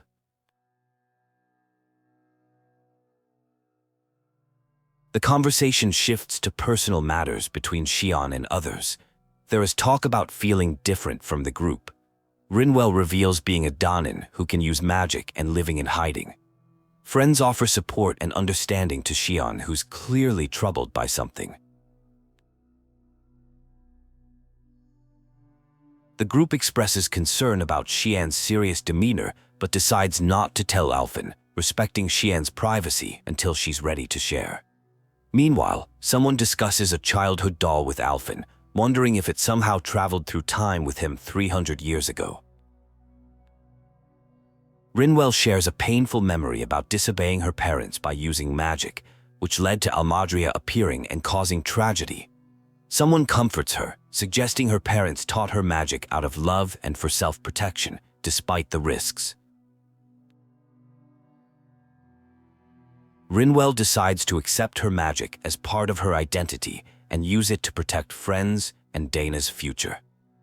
Law confides in Alfin about wanting to encourage Rinwell, who has become like a little sister to the group, though he worries about her reaction. A conversation reveals concerns about Huddle, an owl companion, who may be protective of Rinwell. The suggestion is made to befriend Huddle first before trying to get closer to Rinwell. There seems to be some confusion about magic abilities in Thorns, with a mix-up between different characters' abilities. A discussion with Nath reveals they are searching for an old Renan starship to reach Lenegis. Though Nath thinks this is crazy, they agree to let the group look through historical records. One promising lead mentions a rock that shot across the sky and landed near Berg, one of Calaglia's biggest volcanoes. The group observes how much happier people look since gaining freedom. This triggers some emotional reflection from Law about abandoning his home and missing its liberation. The weight of his past decisions still affects him deeply as he struggles with not being present during important changes. A fascinating discussion about Huddle reveals that Danand owls absorb astral energy from their environment, potentially changing their plumage color. Currently white because he's still a baby, Huddle shows pride in his appearance and reacts strongly to comments about potential color changes. The conversation shifts to ideals and societal changes. There is recognition that basic needs like food and being surrounded by loved ones are more important than complicated ideologies. A touching moment reveals growing bonds between companions that rival existing family ties. A discussion about music reveals deeper meanings, with one character explaining how music exists everywhere in nature. There's also reflection on past musicianship and a promise to perform again once personal darkness has lifted, showing hope for future redemption. The group encounters a powerful monster, likely connected to mysterious lights from the wedge. They decide to confront it to protect the town, despite its intimidating presence. Everyone acknowledges their fear, but remains determined to face the threat. An intense battle ensues with the monster, featuring various combat moves and spells. The group coordinates their attacks while supporting each other, demonstrating their teamwork and determination despite the challenging opponent. A powerful elemental astral energy monster emerged from a wedge, likely involved in harvesting astral energy. The monster could have been a spirit vessel or part of a force trying to regain control of Dahna.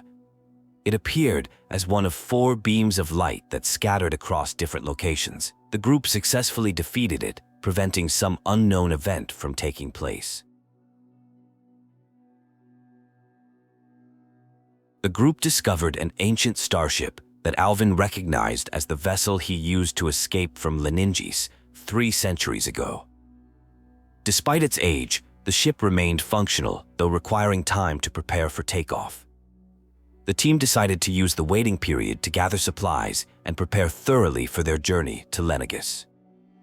The group discussed their upcoming mission to Lenegis, acknowledging it as enemy territory.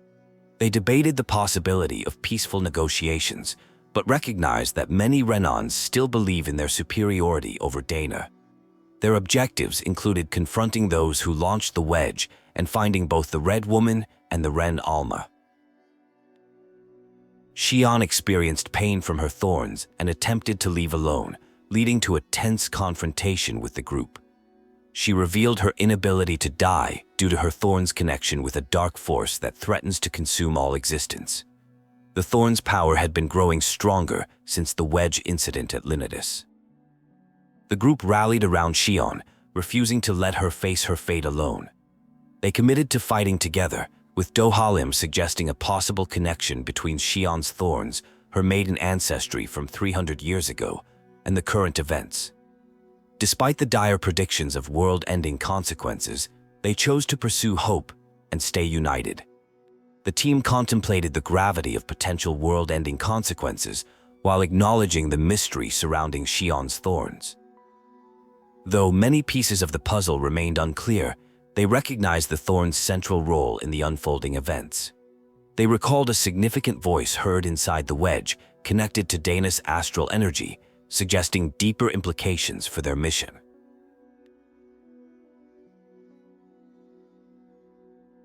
A discussion about astral energy reveals how high concentrations can become sentient. This connects to the situation with Xian in Calaglia, where her thorns contained an unusually large amount of astral energy for a Renan. The thorns may have their own will, keeping Xian alive while potentially threatening to destroy the world for unknown reasons. There is concern about injuries from Xian's thorns. While some are willing to endure the pain, it's acknowledged that Xian doesn't want to see others get hurt.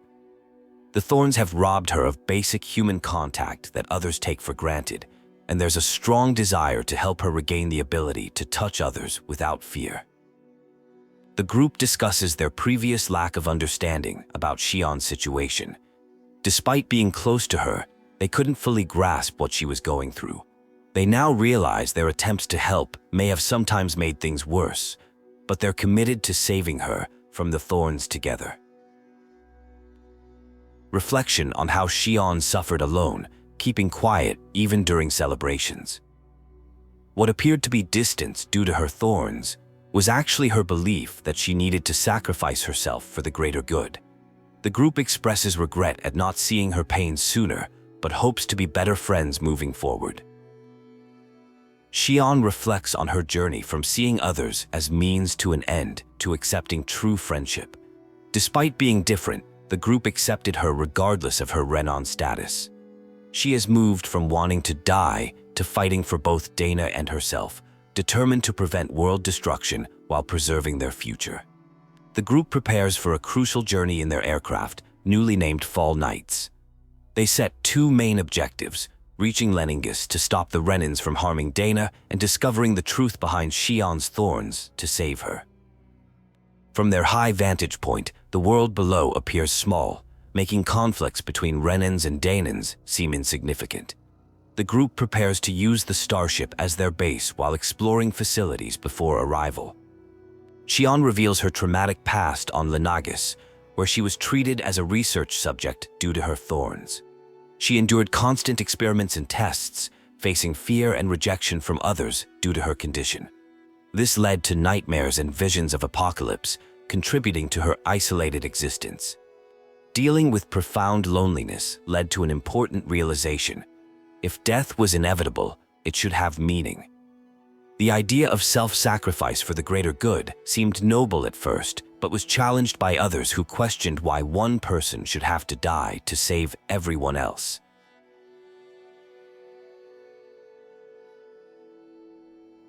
The conversation evolved into a deeper discussion about sacrifice and justice. The flawed logic of sacrificing some to save others was compared to slavery. Instead, a new vision emerged: fighting for a world where everyone wins and no one has to be sacrificed. Reflection on the past 7 years brought up memories of Lenegis and the emotional weight of returning there. While acknowledging the difficulty of confronting a traumatic history, there was recognition that running from the past wasn't the answer. The future remained open to change. A lighter moment occurred discussing space travel, with some expressing anxiety about flying in starships. Previous successful experiences helped ease these concerns, and the smooth ride was noted as being much better than sea travel. The healing pot technology was explained, leading to revelations about a 300-year sleep inside one after escaping Lenegis. This sparked gratitude about waking up in the current century, given how crucial the timing proved to be for their shared mission. A meaningful discussion about coexistence revealed personal growth and expanded perspectives. The fight was no longer about fulfilling past wishes, but creating freedom for all Danans in the present and future. Details about Lenegis revealed it as the base for the crown contest, with a strict social hierarchy based on astral arts abilities. This system created nobility through powerful family lines while oppressing those with weaker abilities, though even the lowest Renan was considered superior to Danans. The mission focused on finding the Red Woman in Lenegis and recovering the stolen Ren's Alma, which was crucial to stopping the exploitation of Dahna. The team prepared for landing, knowing they had many questions that needed answers.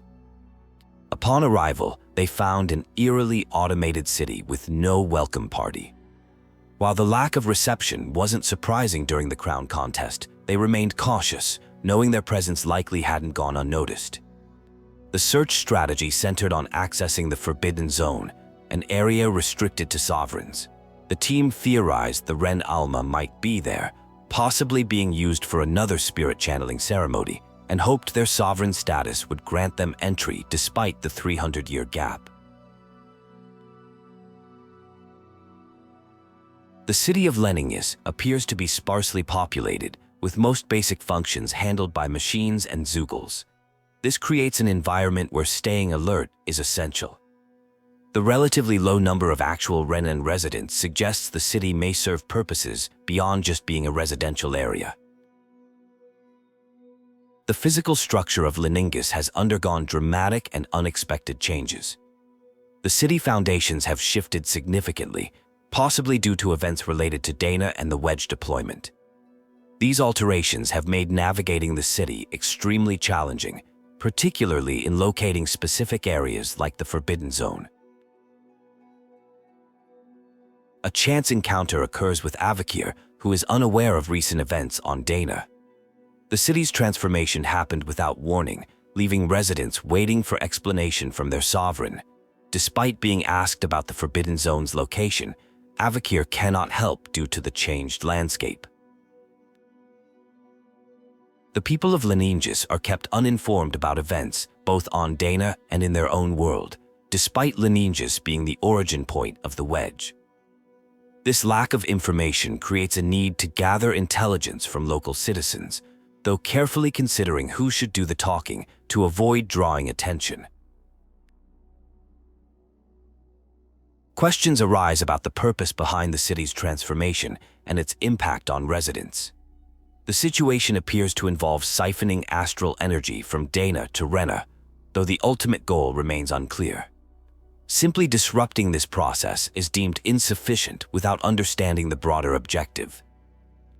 Speculation emerges about whether Lenegis was originally designed with inhabitants in mind, given its ability to transform so drastically.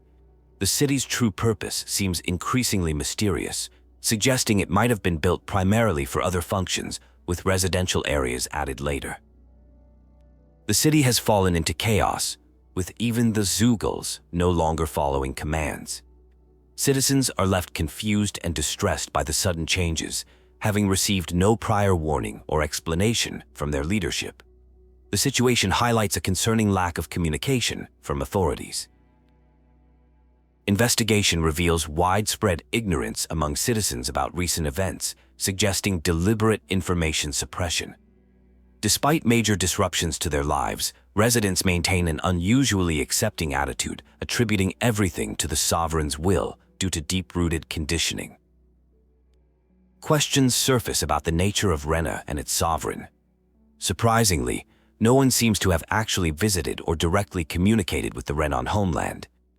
This raises doubts about the true nature of governance and the relationship between Lenegis and Rena, suggesting possible isolation or deception.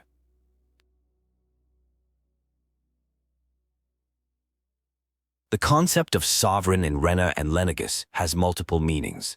It refers to both the winner of the crown contest who inherits the throne and becomes ruler, as well as being a title given to the almighty Renan ruler.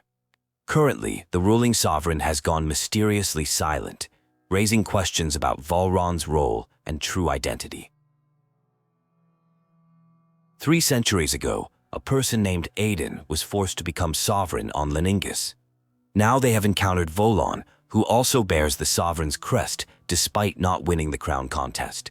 This suggests there may need to be 2 sovereigns, one to rule and one for ceremonial purposes. There are suspicions that Volron and the Red Woman might be working together on a new ceremony. This ceremony requires both the Renis Alma, which the Red Woman stole, and a maiden. The Forbidden Zone, which is only accessible to the sovereign, seems like the best place to start investigating and potentially rescue Dahna. Life in the Renan city appears prosperous compared to Danan cities, though questions remain about social equality.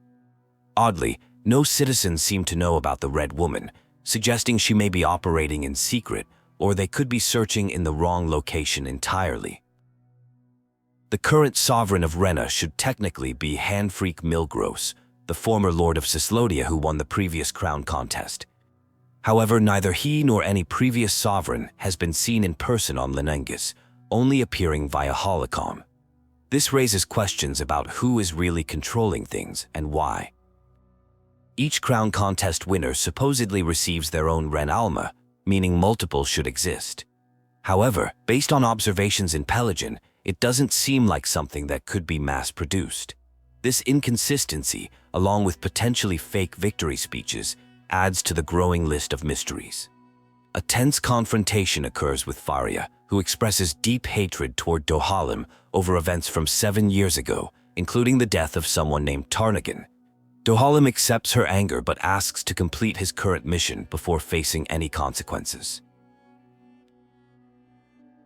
The group discovers a beautiful leisure area where Dohalim used to play music with his friends Avakir, Faria, and Tarnagan. This friendship crossed social classes, brought together by their shared love of music, until the crown contest changed everything. The story of Tarnagan and Feria reveals a tragic tale of love and social class barriers. Tarnagan, who is in love with Feria, competed against Dohalim for the position of Lord, hoping to elevate Feria's social status. The competition ended in tragedy, with Dohalim choosing to let Feria believe he was the villain rather than reveal the painful truth about her beloved.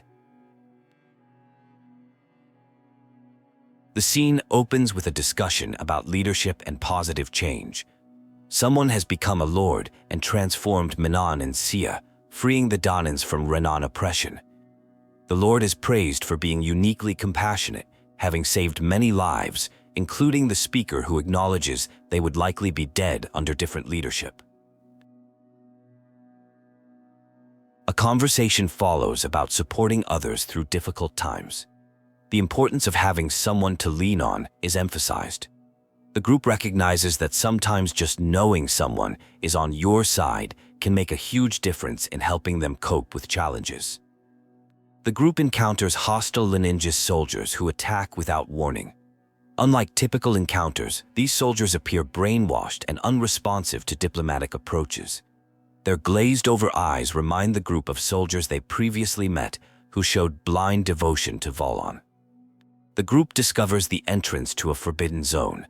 They learn that Alphen's presence can still open the path, suggesting a connection between current and past sovereigns spanning 3 centuries.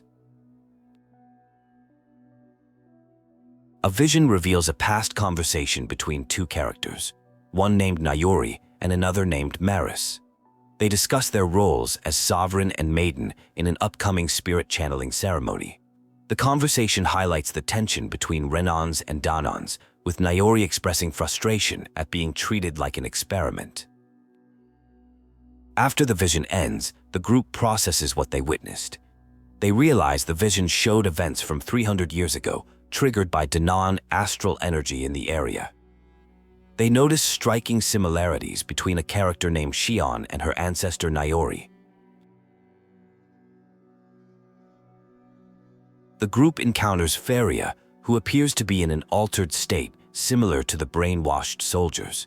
She demonstrates unexpected summoning abilities and attacks the group with powerful arts that threaten to overwhelm her body. After an intense battle, Feria is defeated but only unconscious. A friend named Avakir appears and offers to take care of her. The scene ends with a discussion about blame and responsibility, with characters reflecting on how their actions have affected others and their determination to end an unjust system.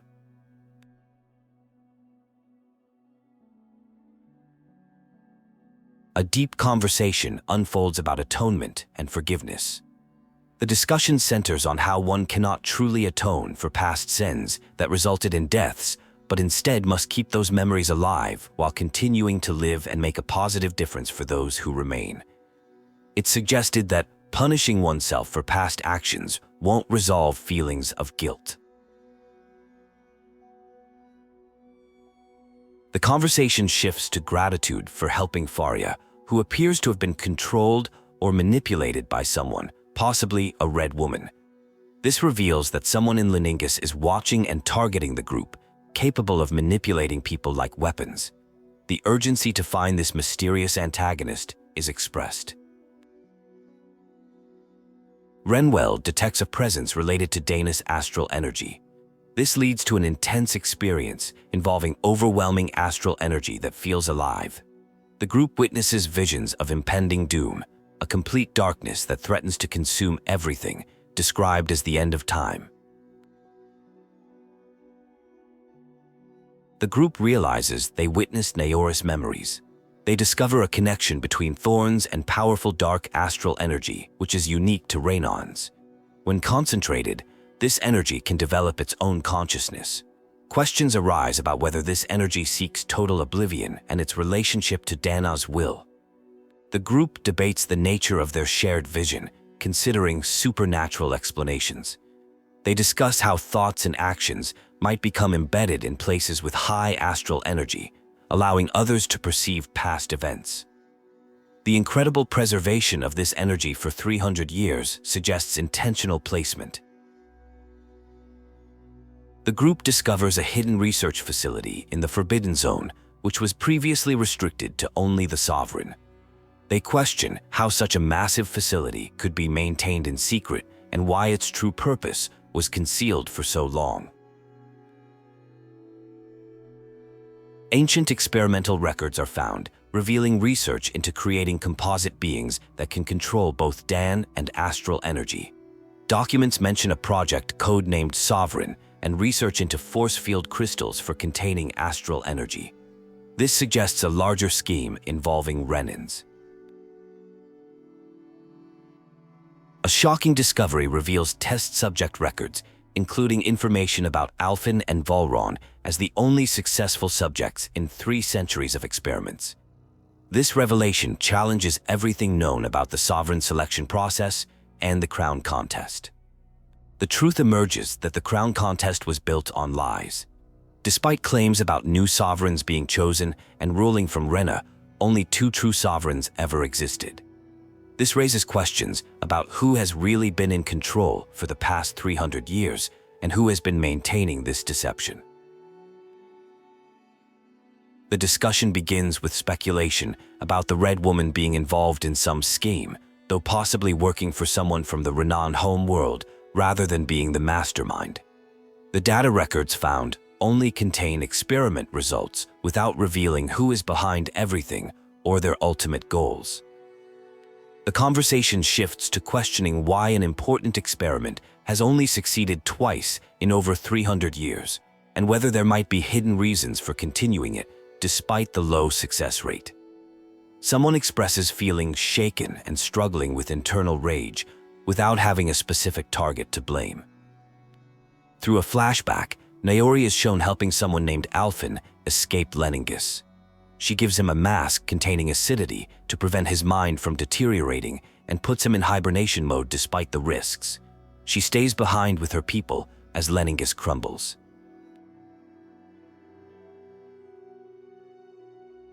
The group realizes this vision shows how Naori saved Alfin's life, explaining his memory loss and period of unconsciousness. They visit the location where the spirit channeling ceremony took place 300 years ago, though the Rena Salma and Red Woman are no longer present. Through another vision, Naori reveals that Alfin was linked to Lenegis itself as sovereign, with the Ren Alma meant to control his power. When she saw a vision of apocalypse, she tried to stop the ceremony, resulting in Alfin losing control and causing massive destruction.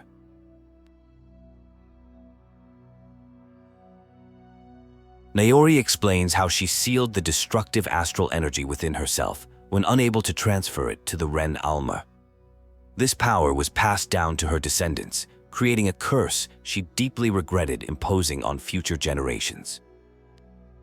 The group discovers ceremonial clothes left by Naori for the new sovereign and maiden.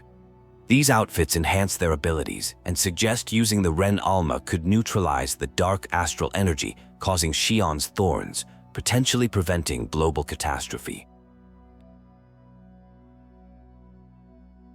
The team resolves to honor Naori's trust by finding the Ren's Alma to save both Shion and the world. Though aware of the risks, they remain cautiously optimistic about succeeding where the original ceremony failed. The revelation brings hope to Shion, who dreams of living without thorns and being able to experience normal physical contact with others. Though afraid to get her hopes up, she allows herself to imagine a future where she can freely interact with her friends and family.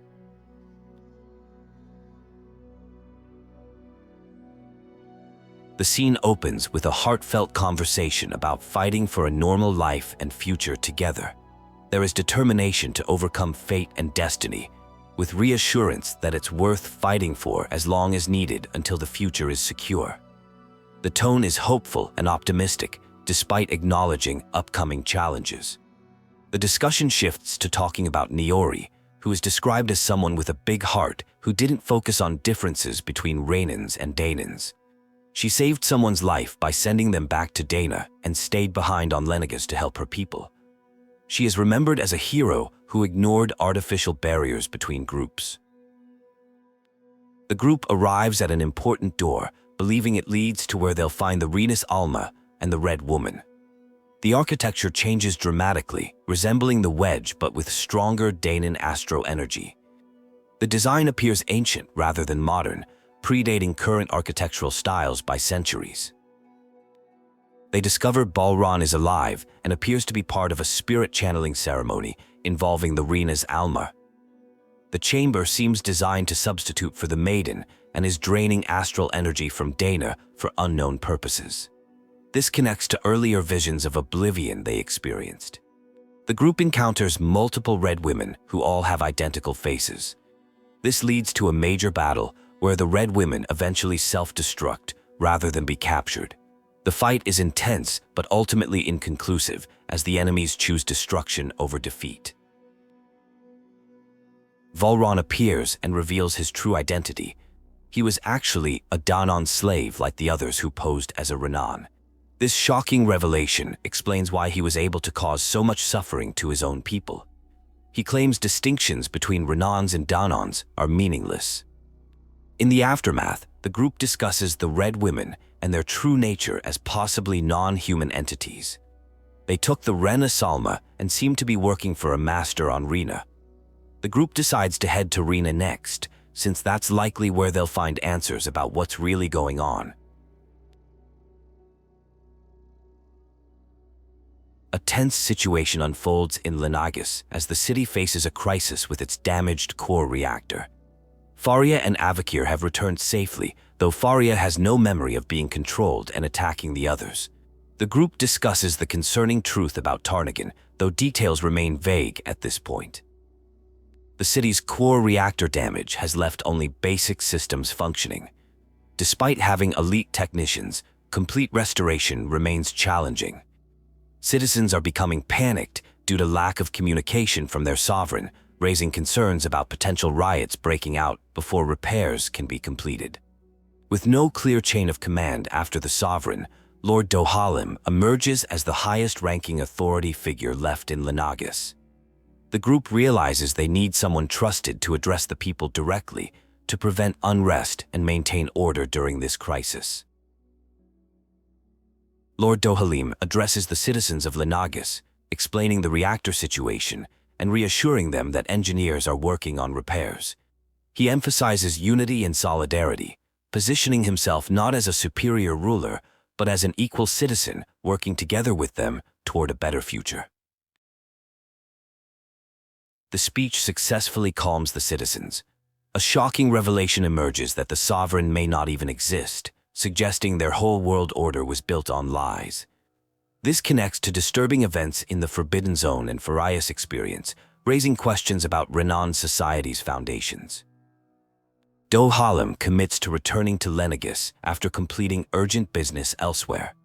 He envisions a new dawn where people are judged by their character and abilities rather than birthright or astral arts. This represents a major shift from traditional Renan social hierarchy.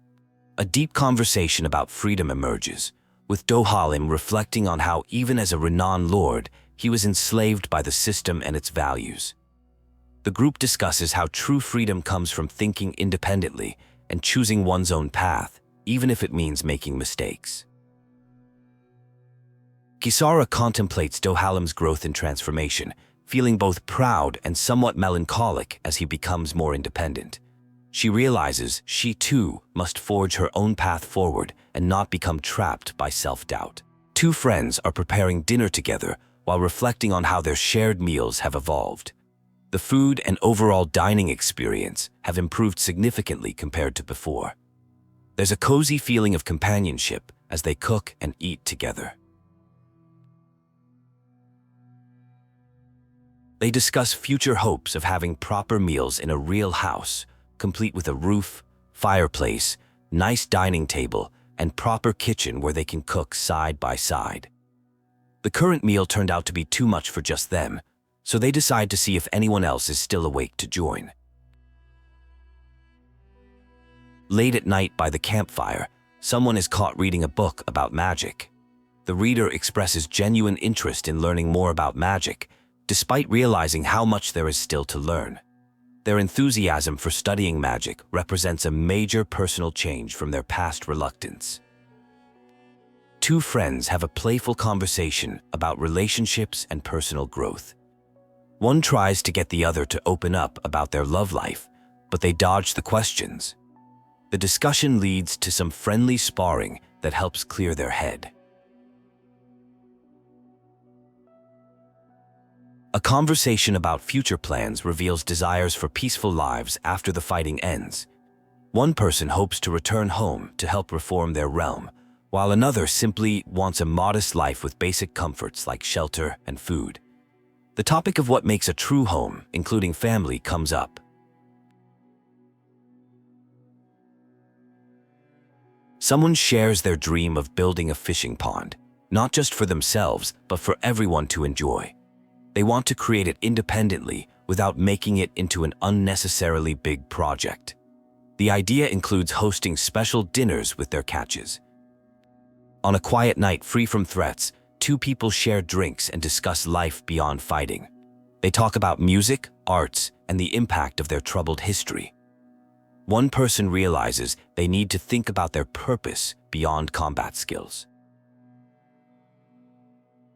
The conversation turns to future career possibilities, including the amusing idea of opening a spicy food restaurant.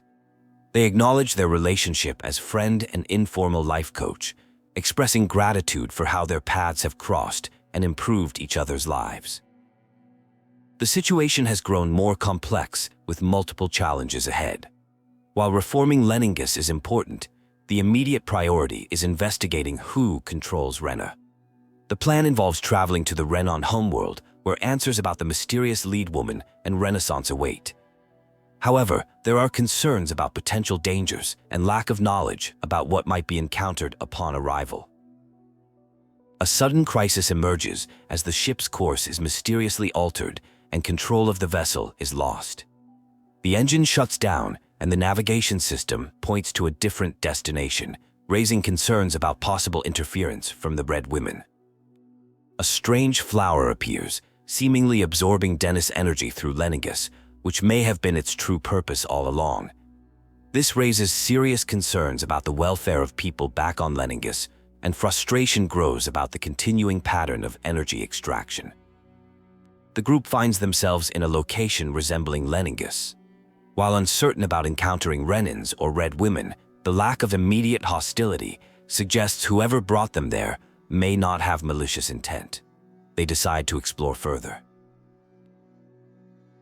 In a room similar to one from the Forbidden Zone, they encounter Hevrecht 35, a being that reveals itself to be a Helganquil, the true form of what they knew as Red Women. This entity exists on Dinkfaisal, a celestial base separated from Rena's influence. Hevrecht 35 explains the existence of a great astral spirit controlling Rena, a massive concentration of astral energy with its own will. The Helganquil serve this spirit without question, suggesting it may be the true sovereign of Rena and possibly controlling Volron. Important distinctions are revealed between Dahna and Rena. While both planets have wills, Rena's energy is concentrated at its center, creating a powerful controlling force. In contrast, Dahna's energy is distributed among its constituents, making its will much weaker and unable to control its people like Rena's spirit does.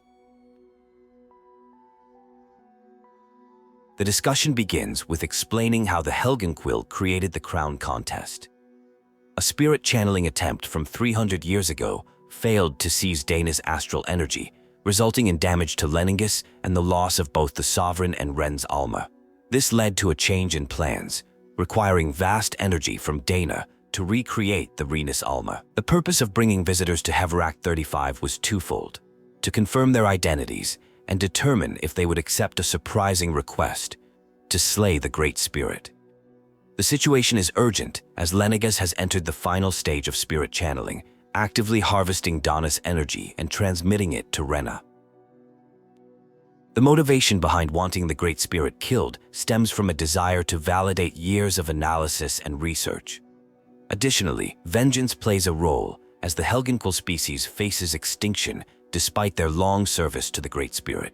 Only one Helganquil remains at Dinkfaisal. At the facility, Renan residents have lived there for an extended period, regularly going into stasis. The facility originally performed maintenance on Lenegis from outside. The Helganquil possess cloaking technology that makes them invisible to Renans, using mechanical means and hypnosis devices for control. A shocking revelation emerges. Renans were actually created from Danans by the Helganquil. The Helganquil are the true people of Rena, and they created Renans to bolster their dwindling workforce. They specifically chose Danans with astral arts affinity, explaining why few on Dahna can now use astral arts. The original spirit channeling plan from 300 years ago aimed to use Lenegis to siphon Dahna's astral energy and transfer it to Rena. This presented two major challenges: collecting large quantities of astral energy without it becoming sentient, and converting Dahna's energy to be compatible with Rena.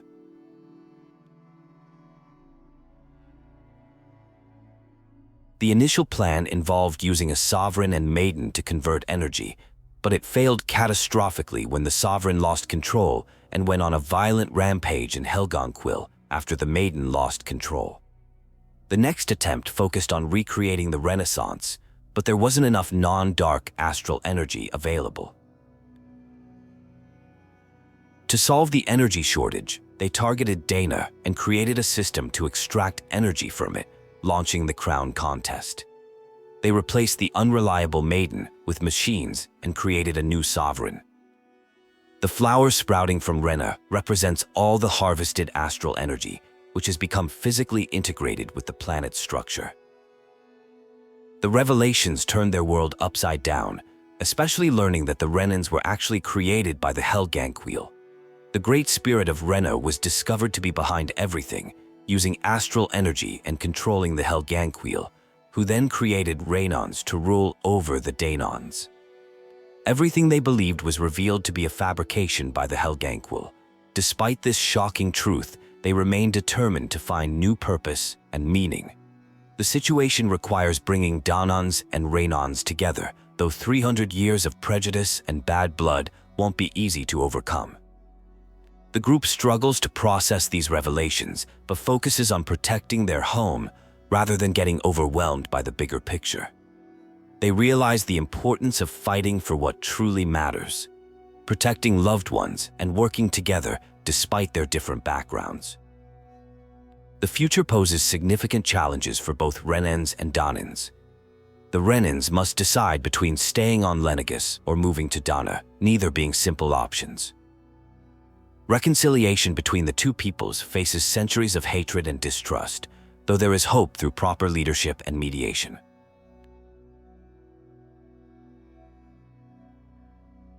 A discussion begins about representing different groups and mediating potential conflicts. There is acknowledgement that integrating societies will take time to avoid violence. The conversation has a formal tone, but shifts to a more friendly dynamic as they agree to help each other as trusted companions. The focus turns to processing recently revealed truths about Renans and a powerful entity called the Great Spirit. This cosmic force threatens planetary destruction, making it a clear enemy that must be stopped. The complex relationship between different groups adds layers of difficulty to achieving peace.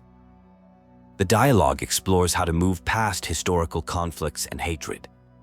Key points include acknowledging pain on all sides, finding middle ground, and embracing mutual understanding. Real progress requires more than just logical arguments. It needs emotional healing and forgiveness. Personal reflections emerge about identity, destiny, and unexpected alliances. The 300-year history of tragedy comes into focus, along with the hope passed down through generations that someone would eventually rise up to end the cycle of destruction. The group rallies together with determination to protect their world. They acknowledge the massive challenge ahead, but remain united in their resolve to fight against the Great Spirit and save their companion. Their motivation stems from both protecting their home and saving those they care about. A crucial revelation suggests a connection between dark energy thorns and the Great Spirit. This discovery hints at a deeper link between personal struggles and the larger cosmic threat they face. The team begins strategizing how to confront an entity of planetary scale. Questions arise about the roles of various entities and the safety of populations in different locations.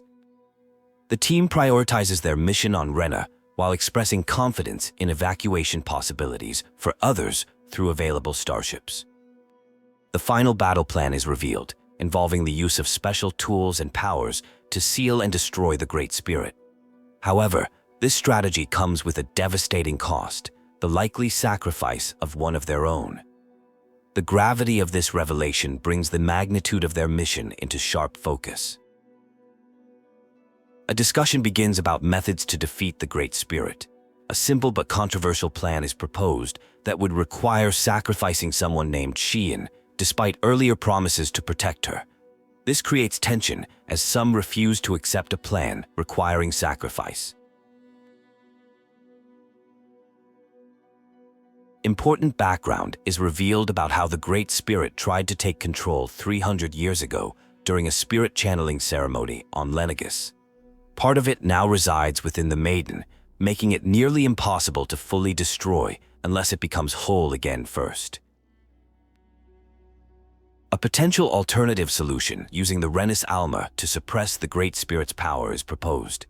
While technically possible, this option is dismissed as too uncertain given past failures.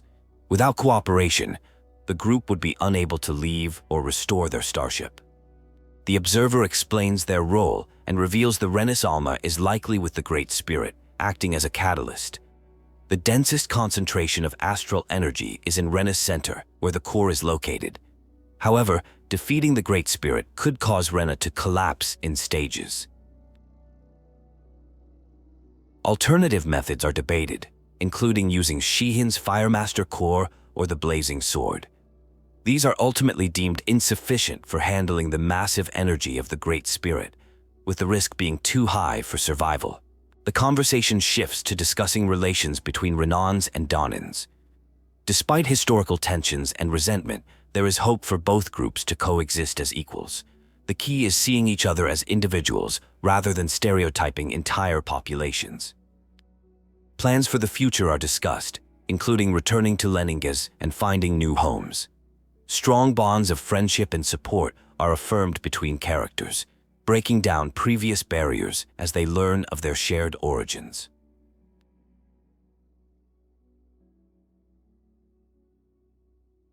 A heartfelt apology is made regarding earlier doubts about Danis' will. The conversation reveals how connecting with Danis will provide meaning and purpose, especially for someone who previously struggled with their magical heritage. Trust between friends becomes the foundation for believing in Danis' benevolent nature.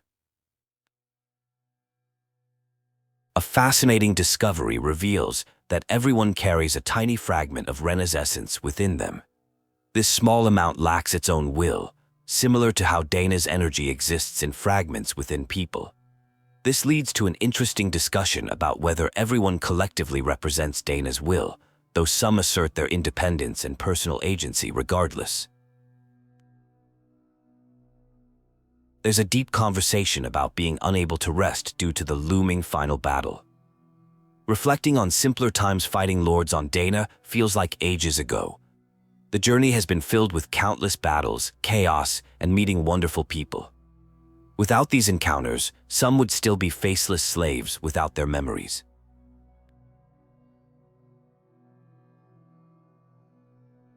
A serious request emerges.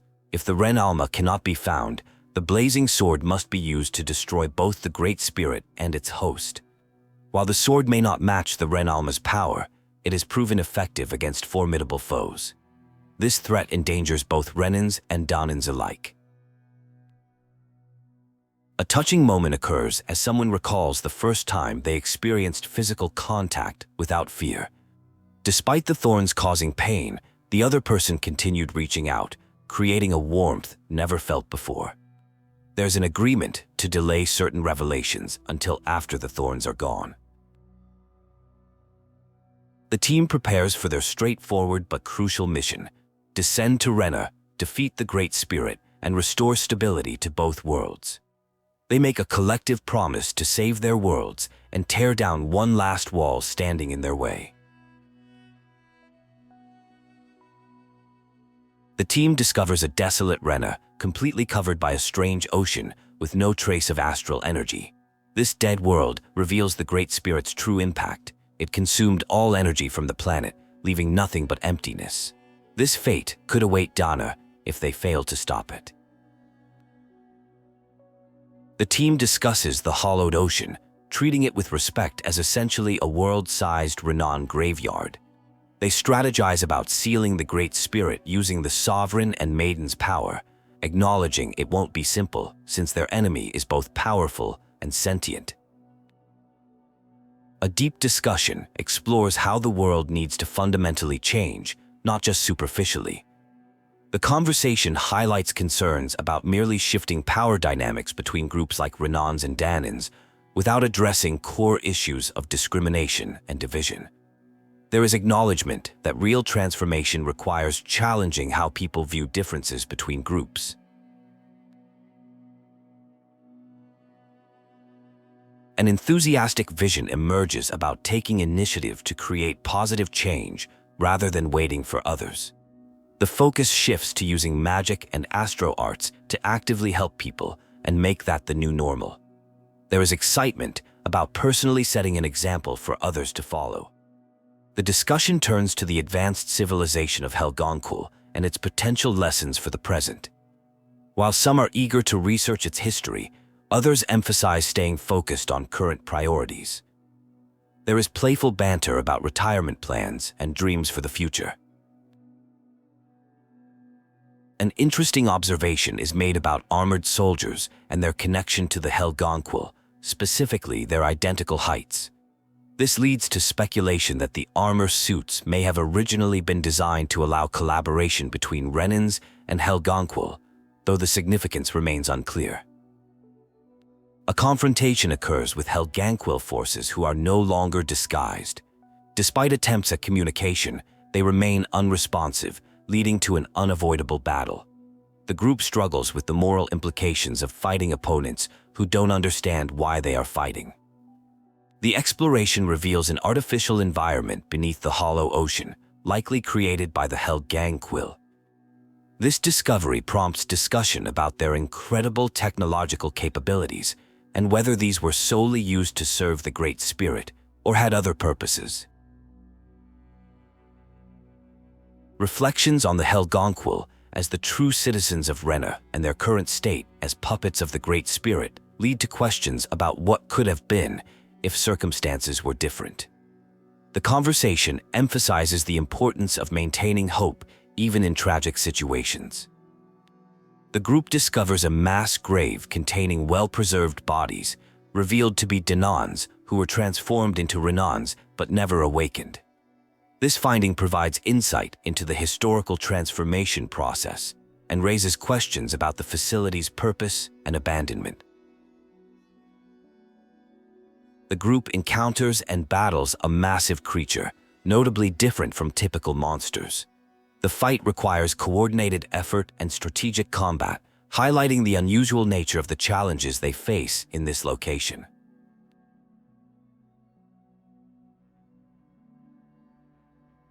A discussion begins about the fate of past Crown Contest winners, who were powerful astral arts practitioners. There is speculation that they may have been transformed into strange creatures made of multiple human bodies, suggesting the Helgonquil had been experimenting on them to harvest astral energy.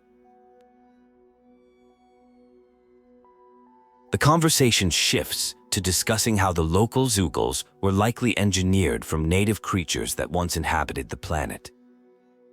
The presence of artificial thorns and flowers similar to those growing from Renna indicates proximity to the Great Spirit. The group discusses how Dahna's Great Spirit exists in diluted form within everyone. They theorize that if everyone could unite their thoughts simultaneously, it might create a manifestation of Dahna's will strong enough to challenge Renna's Great Spirit. The team acknowledges the challenging battle ahead, particularly since their enemy has absorbed an entire world's worth of astral energy. They try to maintain focus and confidence despite their anxiety about the upcoming confrontation. As they progress deeper, the astral energy becomes incredibly dense, making movement difficult. They realize they're essentially inside the Great Spirit since it has taken over the entire planet of Rena. Rinwell makes contact with Rena's will and discovers its ultimate goal, to unite Rena and Dahna into one world as they were originally meant to be. The Great Spirit is acting out of fear and survival instinct as it faces extinction.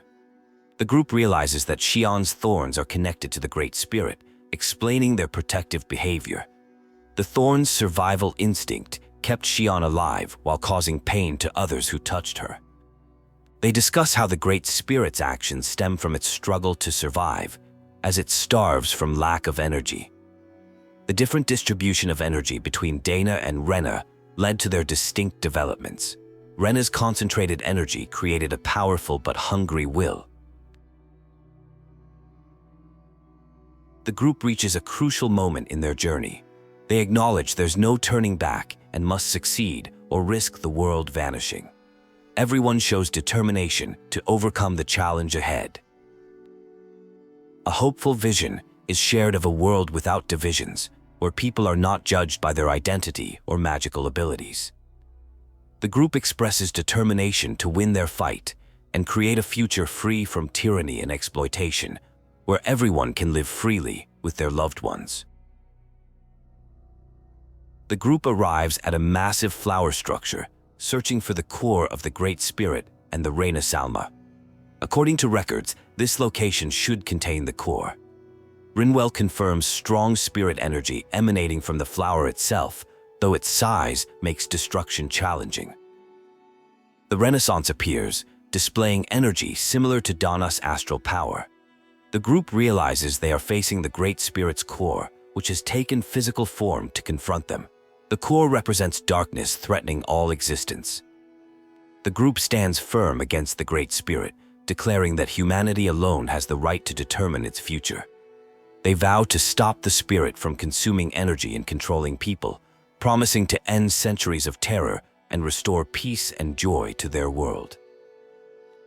Despite an intense battle, the Great Spirit remains standing and manages to escape with the Renaissance. The group resolves to pursue it, knowing they cannot allow it to get away. They follow it through a mysterious portal to an unfamiliar realm.